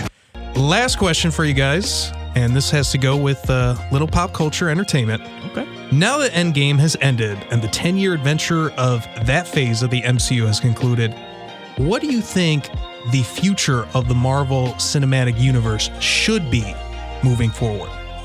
Ooh, I would love it. All Galactus. I would love to see if they had snuck and did something illegal they weren't supposed to do and start writing for Fantastic Four and X-Men. I would love if that was the next phase. I would love to see if they start really melding those properties into the MCU. I don't think that's going to happen because, like I said before, they couldn't legally touch anything with those properties because they were still owned by Fox, but now they own all the properties back. I would love it to go that way. What I expect to go that way, I don't know because of the ending of Endgame. You have time travel. They're 5 years ahead. I don't know. Maybe they'll be able to. Will they stay 5 years ahead? Well, this is the thing. I think they will, but a lot of the movies it's going to go back. You already know Black Widow's going to be a prequel. I think it was announced that Guardians of the Galaxy, maybe possibly as Guardians of the Galaxy, that's going to start filming next year. You still have Spider-Man, and you kind of don't know what else is happening now. Kevin Feige said that he was going to drop more of what they're going to do at the Endgame. So next couple of weeks we'll probably find out more. I thought we find out the next railroad movies after Far From Home. That's when they show us the next film. Oh, I thought it was going to be at the Endgame. Okay, all right. So maybe after Far From Home. So that comes out in a couple of months though, right? So it's not that far away. But I don't know. With this time travel, I don't know. Because they're 5 years ahead. I don't know. I don't think that all the books will stay 5 years ahead. What I've heard and what makes sense, it seems like if they do another Avengers movie, it'll be in 23, 4 years from now. Yeah, that makes sense. But I don't think there's a need to keep See, another thing again, I don't know. It's interesting with time travel. I guess to your point, what they can do, but there's no reason to start every movie in the future. No. Now they have this gap that they can work with. Now they have this 5-year gap to say. But see, the problem is this though: if they go with continuality during this 5-year gap, anything new they introduce, they're going to introduce it with the world is halved. That plot. But see, I don't. Yeah. I'm sure they'll mention it, but I bet you they won't be true to it. I'm sure they'll mention it in reference, but they won't really be true necessarily to that fact. I would say. Like I said before, the one thing we know that's going to be within this 5-year gap and is going to be laid out soon is going to be the prequel to Black Widow. So that's one movie check that you don't have to worry about dealing with the 5-year gap. We already know the Spider-Man, and it takes place after that. So you have that. Everything in between, I don't know, because if anything for Guardians of the Galaxy Part 3, it's going to be they're searching for Gamora. So that's going to have to be 5 years in front of it. So what other two properties are they going to do? I don't know. Something new. That's when we're going to start probably seeing. Oh, the Eternals. They have the Eternals coming out. I think Angelina Jolie is tied to that. So that wasn't taking place on Earth. That's like at the beginning too. Yes, it is. So that's somewhat of a prequel. You have that. You haven't heard anything about Black. Also set up Galactus clearly. That too. But yeah, we don't know anything about a Black Panther 2. We don't know anything about a Captain Marvel 2. We don't know anything about the Doctor Strange 2. I think that's kind of like set up, and they were gone. So it kind of opens it up now to my point. I was talking about with Tony Stark just dying in the movie. Mm-hmm. You have so many properties that you've been able to flip B and C style, B graded characters into these A players. They feeling themselves right now. Marvel's filling those oats. They're able to flip these characters and make these characters. Who the hell know about the Eternals unless you're not a comic book geek? You don't know anything about it. So now you have all these other properties that they can kind of feed into and get into pop culture, because now the bigger guys, they're out the way. So maybe we see some properties that we don't know, like Ken said. Really like what you guys are saying. By the way, didn't mention this earlier when we were talking about Endgame. You're so right, Ken, with that Pepper Potts Iron Man thing. I hated that. Hated that, by the way.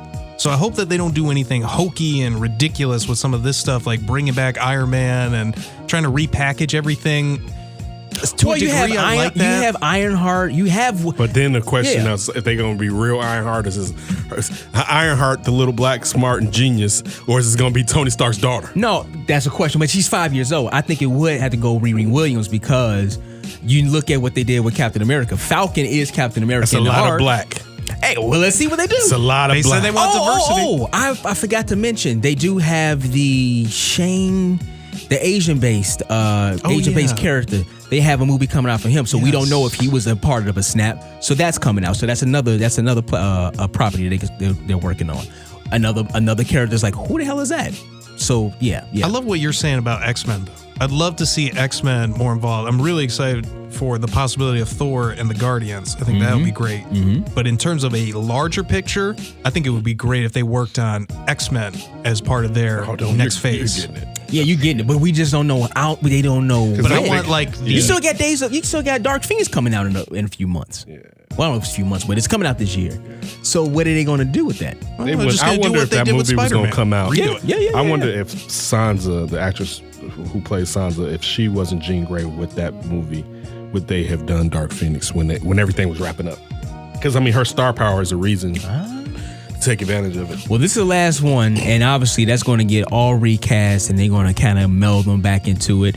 I don't know how they're going to introduce that. Do you know another thing, though? Thinking about it, too?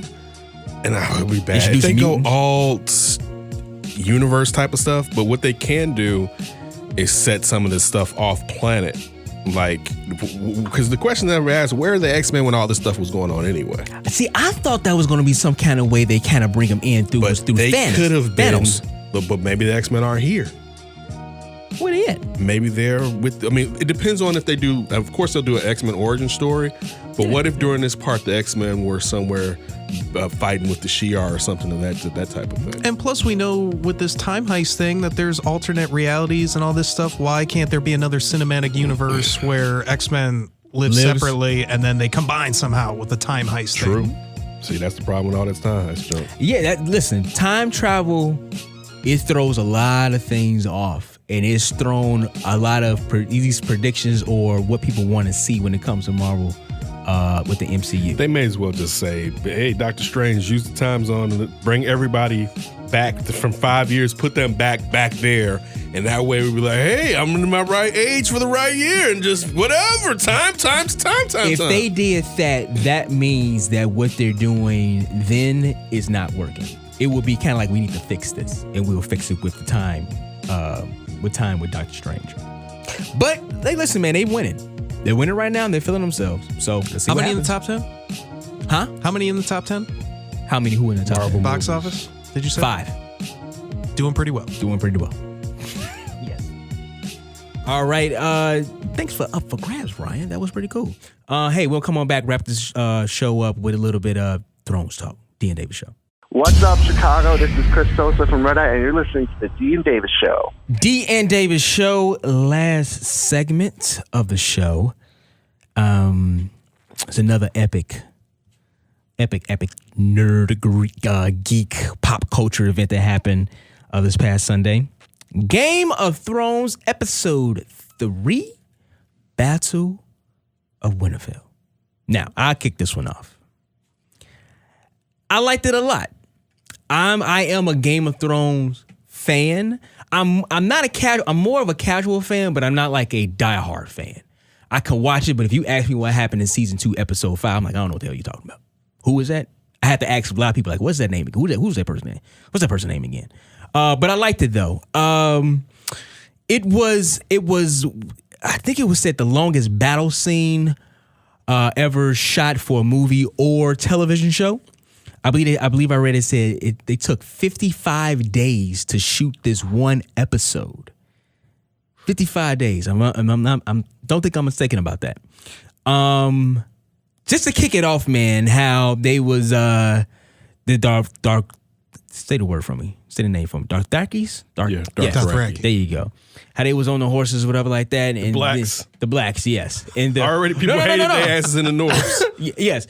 But then the witch lady. See, I can't remember any names. Say the name. Melisandre. There you go. She came in and lit the swords on fire. I'm like, okay, that's pretty cool. All right. That was a throwback to the warrior, the fabled warrior from the past. Okay. But that was really cool. Kicks it off. This is spoiler, so there you go. Then they charge into the night. Charge into the battle against the White Walkers, and all that flame just went out. Like, what's going on? What's that? Why? What? Why is it so dark? And then you hear one damn horse come back. Like, oh no! What did you think was going on? You didn't think they was getting their asses kicked? I did, but I Okay. was like, damn! I didn't expect to see a few made it back though. A few made it back. That's kicking off the show. When they ran up there, the greatest thing, and I will say this, and I know one of the things you're going to talk about is the darkness. Yes. Talking to one of my coworkers about it, and their complaints about it was too dark. I can see those complaints, but also I get the fact that the darkness was a weapon in this. And also, to be honest with you, it's not like they were street lights in medieval times either. And remember the moon is totally blocked out because he started that storm. But this is the thing though. Yeah. I'm watching this for entertainment purposes. I don't want to think like I'm out there about to fight the White Walkers. But the point what I was going to make. Can you make it a little bit lighter for me, brother? Which is it's not a bad point. I'm trying to watch a TV show. But when the Dothraki when they finally get to where, and they show from the scene, from the distance they show, and that's why they lit the Dothraki swords so we can see the battle in the darkness. But when they get to the White Walkers, and of course it's so dark they can't see it till they're up on it. Yes. And the first thing is a giant there. I mean, and the Dothraki have the huge testicles. They've been running around the whole show brave. like, man, I didn't break a sweat on this fight. That's how they fighting over here. These are punks. Right. And to have something like that on that ass was like, oh snap, it's real. When they started running back, if that first horse came back, then a few of them kind of trickled in. And who was the guy that was kind of like the general out there? Mormont, Gerard Mormont. Yeah. He came back. He had a look on his face like, man. And he knew he was shaked up too. Man. He was riding like they stabbed me about 5 times out there. Everybody got shanked about 15 times up in this. Yeah, it was a lot of juking going on. Real jailhousey out there. He rolled back and I love saw when his that face. Dothraki first comes up and then like you just see him for that flash, like whoa, yeah, it was crazy. So kicking off the show, that was great. And then man, it just led into one hell of a battle. I know one of the biggest complaints a lot of people are saying, like, listen, enough people didn't die. I think a lot of people thought, cared about. People cared about, yes. I think a lot of people thought, like, man, listen, it's going down. This is the battle. But as I always say, this is Hollywood. You have to go to the next episode. You need the stars to have people keep on watching. Now, you have the fans that they're there. They're going to be there. Like the Marvel fans, they're going to be there. But for somebody who's casually watching it, it's kind of like, man, what? I expected a few heads to start rolling. Yeah. I expected another red wedding in this episode. Was a red wedding the last episode of a season or was kind of like in the middle? It was in the middle. Yeah. I think a lot of people have been expecting that. Like, man, listen, if George R.R. Martin had his hands on the script, man, it would have been like, you dead. Oh, shorty, oh, you think you cool? No, you dead. You know what I'm saying? I think a lot of people were expecting that. So, like I said before, I think it was very Hollywood of him because they got to go to the next episode. As Ken already alluded, my biggest gripe with it was too dark of an episode. And for this series, my one complaint, and it's not a lot of them, besides all the damn names. Yeah, those damn names always get in the way. They get in my way. Stupid like characters. Like, who is that again? I'm kind of with you. I know the names, but it usually takes me a second. It's a lot of them, right? It's a lot to digest, to take in. This is a very compact show. I mean, it's a lot. But the one gripe I will say about this, I have not liked the battles that's been at nighttime. I can't see what's going on. That's why I will always say, Battle of the Bastards. In the battle, I forgot the name of it when Danny came in on them dragons and she lit their ass up. Whoa. The battle where Tyrion blew them up with the damn the holy fire that was at night wasn't cold. Is that the one where Tyrion got his face lit? Yeah, that was at night. That was cold. It was. I'm not saying that the battles wasn't nice because I think last night. But you can see that one though. That one wasn't. It's a level to it, but some of them a little bit dark. I think this one, and I have no gripe. That's my only gripe about this. Yeah, it's valid. Yeah. But this one, I think too, it was supposed to be dark. It was supposed to. No. Like, yeah, that's like they want to make you feel like you're there. They don't pay me, so clearly they could have lightened it up a little bit more if that's a complaint. That's just truth. Yeah. I'm not gonna be like some Marvel fans in here and act like, well, it's a book movie, so clearly, listen, I just blah blah. I just said the reason why nobody. I just said nobody was off because of Hollywood. It's a book movie. It's a comic book. It's a TV show. It's a book movie. Blah blah. Anything they say works. It's a book movie.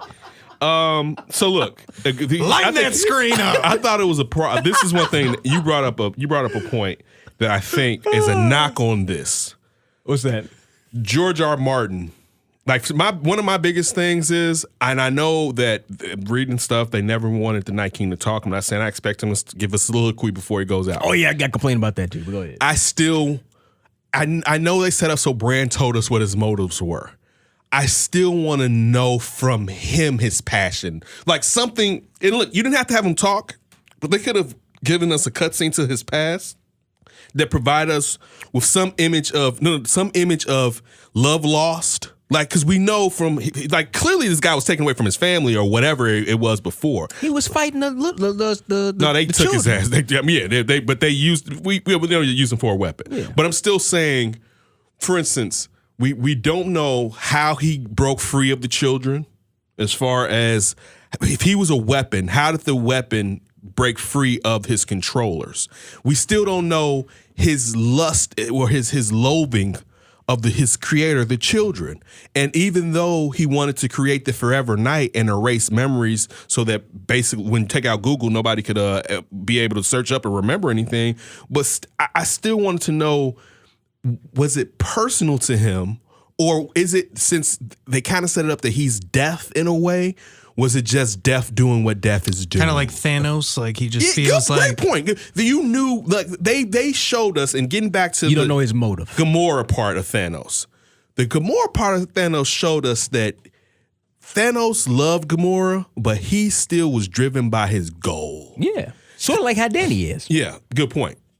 And I just would have wanted to know, and you didn't have to break the character as far as the Night King doing it, but it would have been good. You could to just give me a little bit more of an explanation. But the point I was going to make, when George R. R. Martin gets to finishing this book, he's going to, he will. It's called money. When he gets he's an older gentleman. It's called, dude. If you don't think the outline for them joints is already somewhere like old Prince songs, it was supposed to be 2, and now it's going to be 1. I still think he's going to give us a more detailed look at some of these parts, and also he has to separate them anyway, because if you already know that everything is verbatim, basically, what's the point? So, but that to the point of when you just made that I'm kind of actually looking forward to his view on how things went. But even with what you want, like I said before, this is a TV show. This is Hollywood, everybody. You're going to get all that in the prequel. No, we don't. Yeah. No, we definitely don't know. It's going to go back to where it first started. He was. It's not necessarily going to go back to there still isn't a legit timestamp, on that. So we can't. I do think they're going to play in part of it. I said, definitely. But I don't know if. I wonder if how they're going to keep the connectivity of it. I wonder, do they want this to, even though it's a spinoff, but do they still want it to be the direct connection to the story of the? Again, I could be wrong. Well, one guy, that Brian Cogman, who's wrote a bunch of episodes, his failed. He's not gonna get his spinoff. And his what was spinoff? Was set. It was sometime, right before this. Yeah, it was like right a prequel to this. Okay, yeah, it was right before his is canceled. He's leaving. Okay. But no, I think I think the reason why you didn't see the Night King talking everything like that, I think they're going to kind of loop it back into the prequel, because I think a lot of people have the same feelings that you have. Like, man, I wish I didn't know his motive, besides the simple fact of, the winter is coming. But to this point, bringing up the Night King, this is why I said that I liked the battle in Endgame better, because I saw the big boss fight. I was looking forward to seeing the Night King fight. He did something, like I always say this, I'm a dirty fighter. There's no such thing as a fair fight in my eyes. I do anything. I don't care. It's a fight. I would have probably done the same thing he did. So Jon Snow running up on me, it's like, what? Hold on, player. Hold on, let me. All right, you deal with them. I gotta go. I probably would have did the same thing. But I wanted to really see him engage. Not saying that the person who he was going to fight was going to win, but I would have loved to see him engage. But Arya did the most G. The ending of that was almost on the level of how I felt at the end of Infinity War. I had no idea that going to get dusted. Didn't see that at all. I set up like, whoa, that little trick with the knife and juked him in the stomach from Arya. I let out what she did to Brienne when she first got to the castle. Yes, I let out WTF. I'm like, whoa, I didn't see that coming. But this is the thing, though. Mm-hmm. The reason why I didn't see that coming, and we talked about this yesterday, I thought that they was probably going to kill the Night King maybe episode 5, episode 6. I always knew that. I didn't think they was going to do it in episode 3. I thought the politics. He was going to be dead. Like it would. Even if it would have been the next episode, and it could have extended some more. And that was one of my reasons. My WTF was like, whoa, that was so cool. It's like, well, damn, now what's next? You got to have a hell of a scripts. These better be some hell of a shows coming up next if you took out the Night King in episode 3. So that was my only critique of it, I would say, Ken. So the thing is this. I didn't need to see the Night King fighting, even though I'm not saying that that's a bad idea from you. Mm-hmm. But because we already know he's the baddest MFer out there. So seeing, like, John was not going to be able to go head up and beat the Night King. Like, the Night King is out here slaying dragons on turf. Yeah. Right? Like, he's not, this dude is that badass, it wasn't going to happen. Listen, the dragon fight didn't even stop him. Yeah, so that was the WCW. Yeah, like exactly. So again, now Giant has a chance because of the sword, but he's not going to defeat the Night King. So for them to sit there and set it up where it was Arya, and this is another point too. Why do we think Arya went to ninja school all that time? Like, that'd be a waste of her going down there if she didn't use those abilities that she gained. Quiet feet. The most invincible person in the whole world, you need someone who can slip through and get to that person. And then the brashness of her doing it and the arrogance of the White Walkers, because his security was lax. But the type of stuff they do, who expects somebody to run up in there? Right? They like, man, we did another one, man. Yeah, the victory, they popping champagne and whatever. And so to see, and I watched the scene again last night after D dropped me off. And I watched the scene where the Night King, first of all, this is one thing that's so funny to me. Bran is so effing disrespectful, right? Bran sits there after Theon dies trying to defend him. He said good job. No, I'm not. This is another point. Bran sits there, watches the silly-ass Theon, who kicked a lot of tail, but that head rush straight at the Night King was the dumbest move ever, right? Bro, you got to switch it up right before you get there, right? But he saw the Night King do that. He's looking as Theon dies, and after the Night King kills Theon, Bran looks down and does not look back up to the Night King till he gets right by his wheelchair. Listen, because just think about that. Like, somebody's coming to murder you, right? And you disrespectful, like, I ain't even gonna look at your ass, right? He doesn't. If I was the Night King, I'd be so pissed, like, MF, you look at me right now, right? So he gets there and then waits, he stands right next to him, then looks back up at his ass like, yeah, and so looking at that scene, I know it's about to happen. You don't.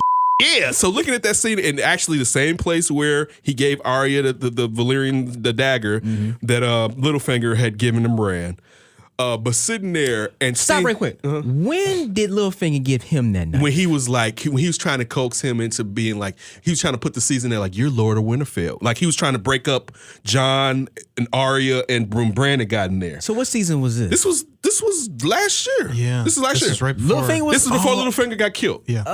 This is before Littlefinger got killed. So this is when Bran makes it back. Okay, This is either the episode Bran makes it back to the castle or the next episode. Okay. But he goes to Bran and he now starts. I kind of remember. And he's like, you're Lord of Winterfell. And he's like, no, I'm not Lord of Winterfell. So then he was like, here, take this. And, it's the blade that was supposed to use it to kill him. That was what the blade was. That was the blade. The blade was that an assassin was supposed to go kill Bran with. Yes. So he gave him that blade. Okay. So to look at that scene again, and I'm like, all right, it's closed, because they show the Night King looking down at Bran, and then they show Bran, and then when I was like, they gotta widen that. So when it came back, it was widened, and then you see Arya pulling the jump man out the back in slow mo. No. First she got by his guy, and his head just kind of moved. I'm like, it's windy out there. Yeah, his perm. He was like, man, my buttons is flowing out here. Who's that on my neck? Ooh, this battle. We won, baby. Man, I put up a little bit of sweat. But like you just said, yes, as she's going through, like, whoosh, and sneaks in. The question, it'd be great to know if she used a face or not, or she just went in there how she ever went in there. But to see her in Jumpman pose in the back, like, I'm about to, then he turned around quick, like, little got you. You thought you was gonna pull that on me, huh? I'm the Night King. And Shawty hit him with the Mike going left move. Yeah, she did. And look, the thing was, hit it with the upper under. Look, if someone did that move to you, it'd catch you.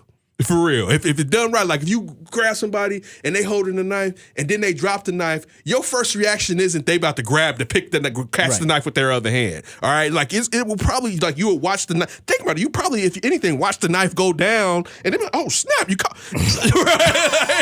You got me. So this is the thing too. So watching it and I knew, I always said at the beginning of the year, well, the Night King isn't going to die at the end of this because they have to set up who won the throne and how it went. That's just how it is. Wasn't he going for the throne, or he just wanted to take everybody out? But he was never. That would be so anticlimactic. He didn't want anything living. Yeah, no, but see, because it's a problem. See, this is why I'm not like a massive fan. I didn't notice. I thought he was going for the throne too. No, he just wanted to take over. He didn't care about that throne. He just wanted to kill people. He wanted Thanos. He wanted the forever. Yeah, he wanted the forever night. Okay, all right. So. All right.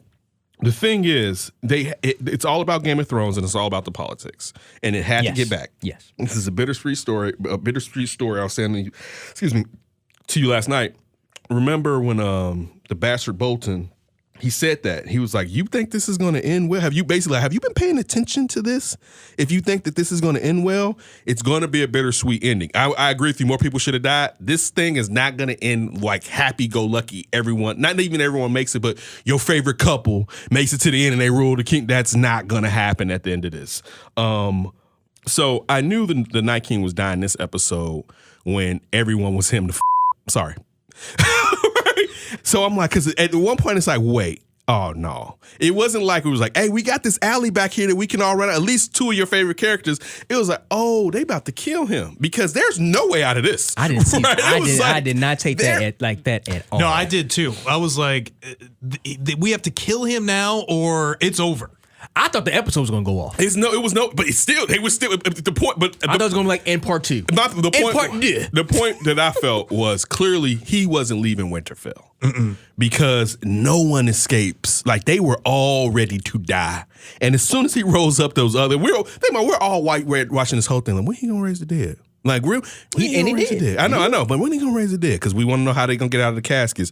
When he gonna raise the dead? When he gonna raise the dead? But that's what hit me when I was like, oh, they're too effed up. He's going down. He's going down this episode. Yeah, I thought the same thing. When I saw him on his dragon like flying down, and maybe it was after they tried to light his, you know what up. Mm-hmm. I knew he's gonna have to die at this episode.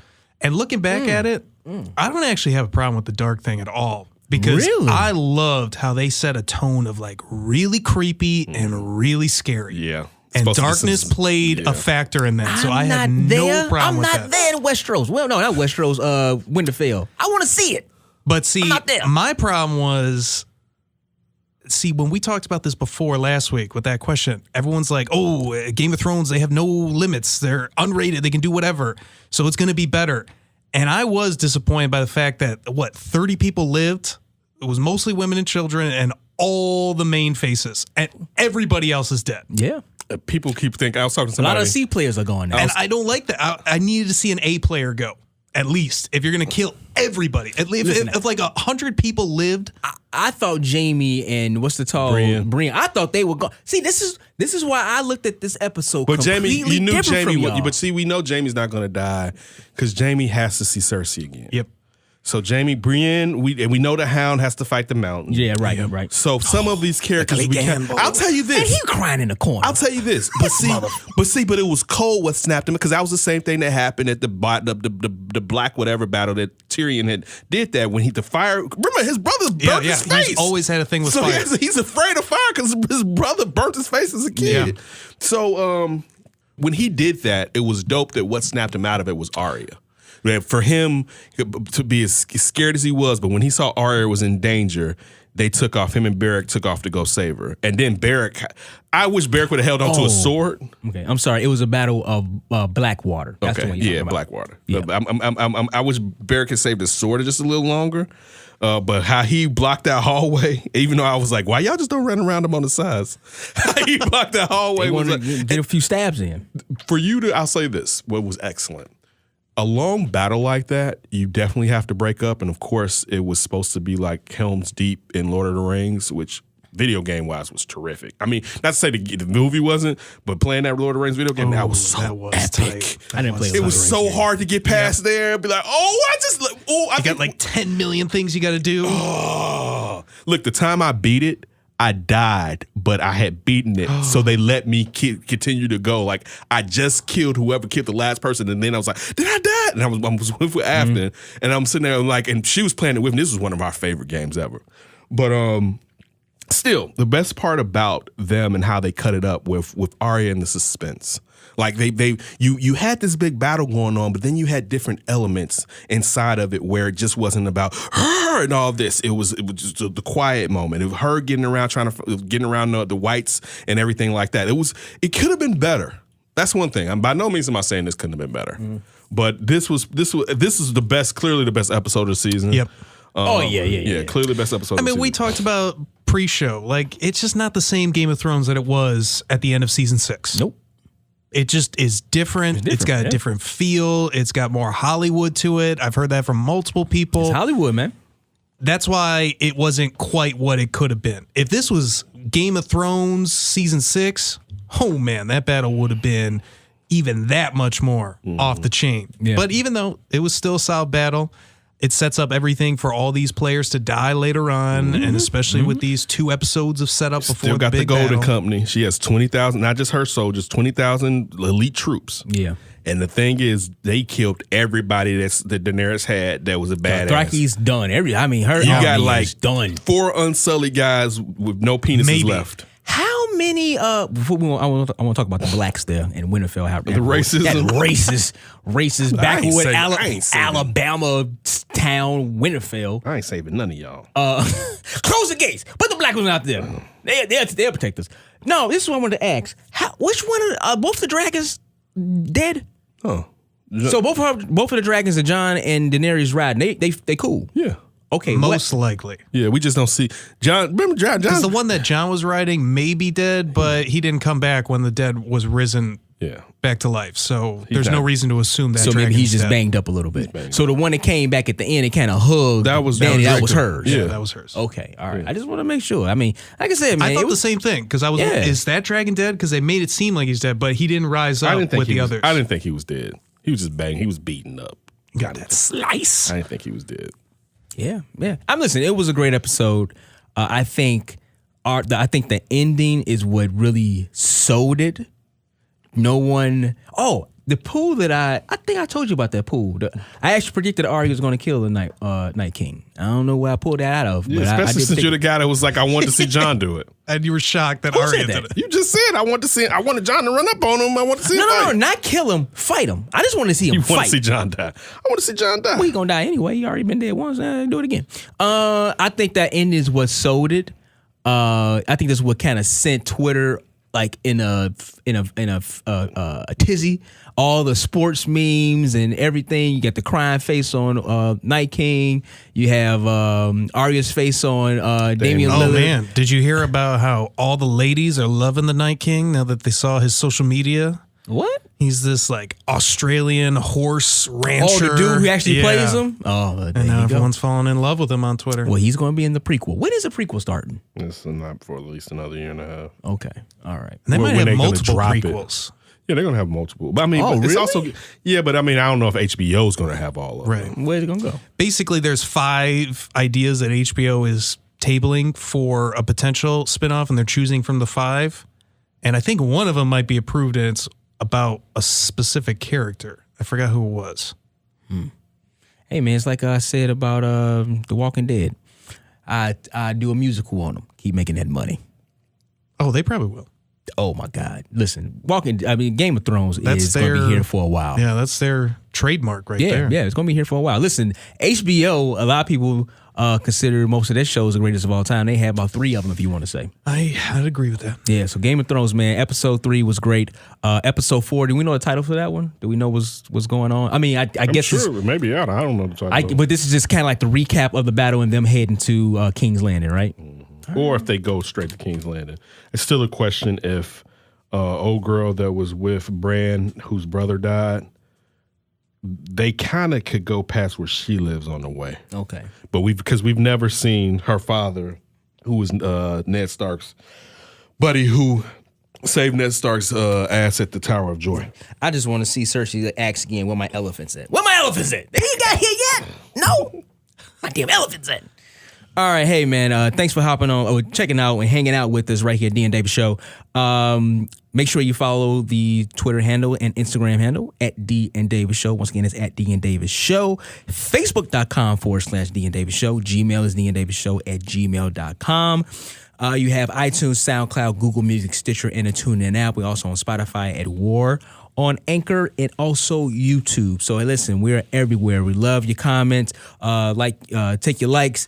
Share it, do all that good stuff, man. We're here to give you some good content and maybe not always talk about sports, but kind of blend everything together. Yep. Definitely want to thank Eric Edholm for joining us. Always a great time, and Sean Deveney. We look forward to talking to them down the line. Next week, we're definitely going to continue our discussion with the NBA playoffs, probably get back into a little bit of MLB as the draft starts down, unless we hear anything as far as some breaking news on the players that were drafted or something. We definitely maybe address that or whatever, but still the same D and Davis. We may have guests on D and Davis to flip this weekend.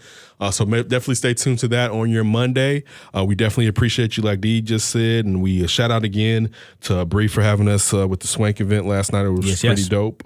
Just listen, keep rocking with us, and don't do anything stupid before you hear us from us again. Game of Thrones, turn the light up a little bit on episodes. Keep your hands to yourself.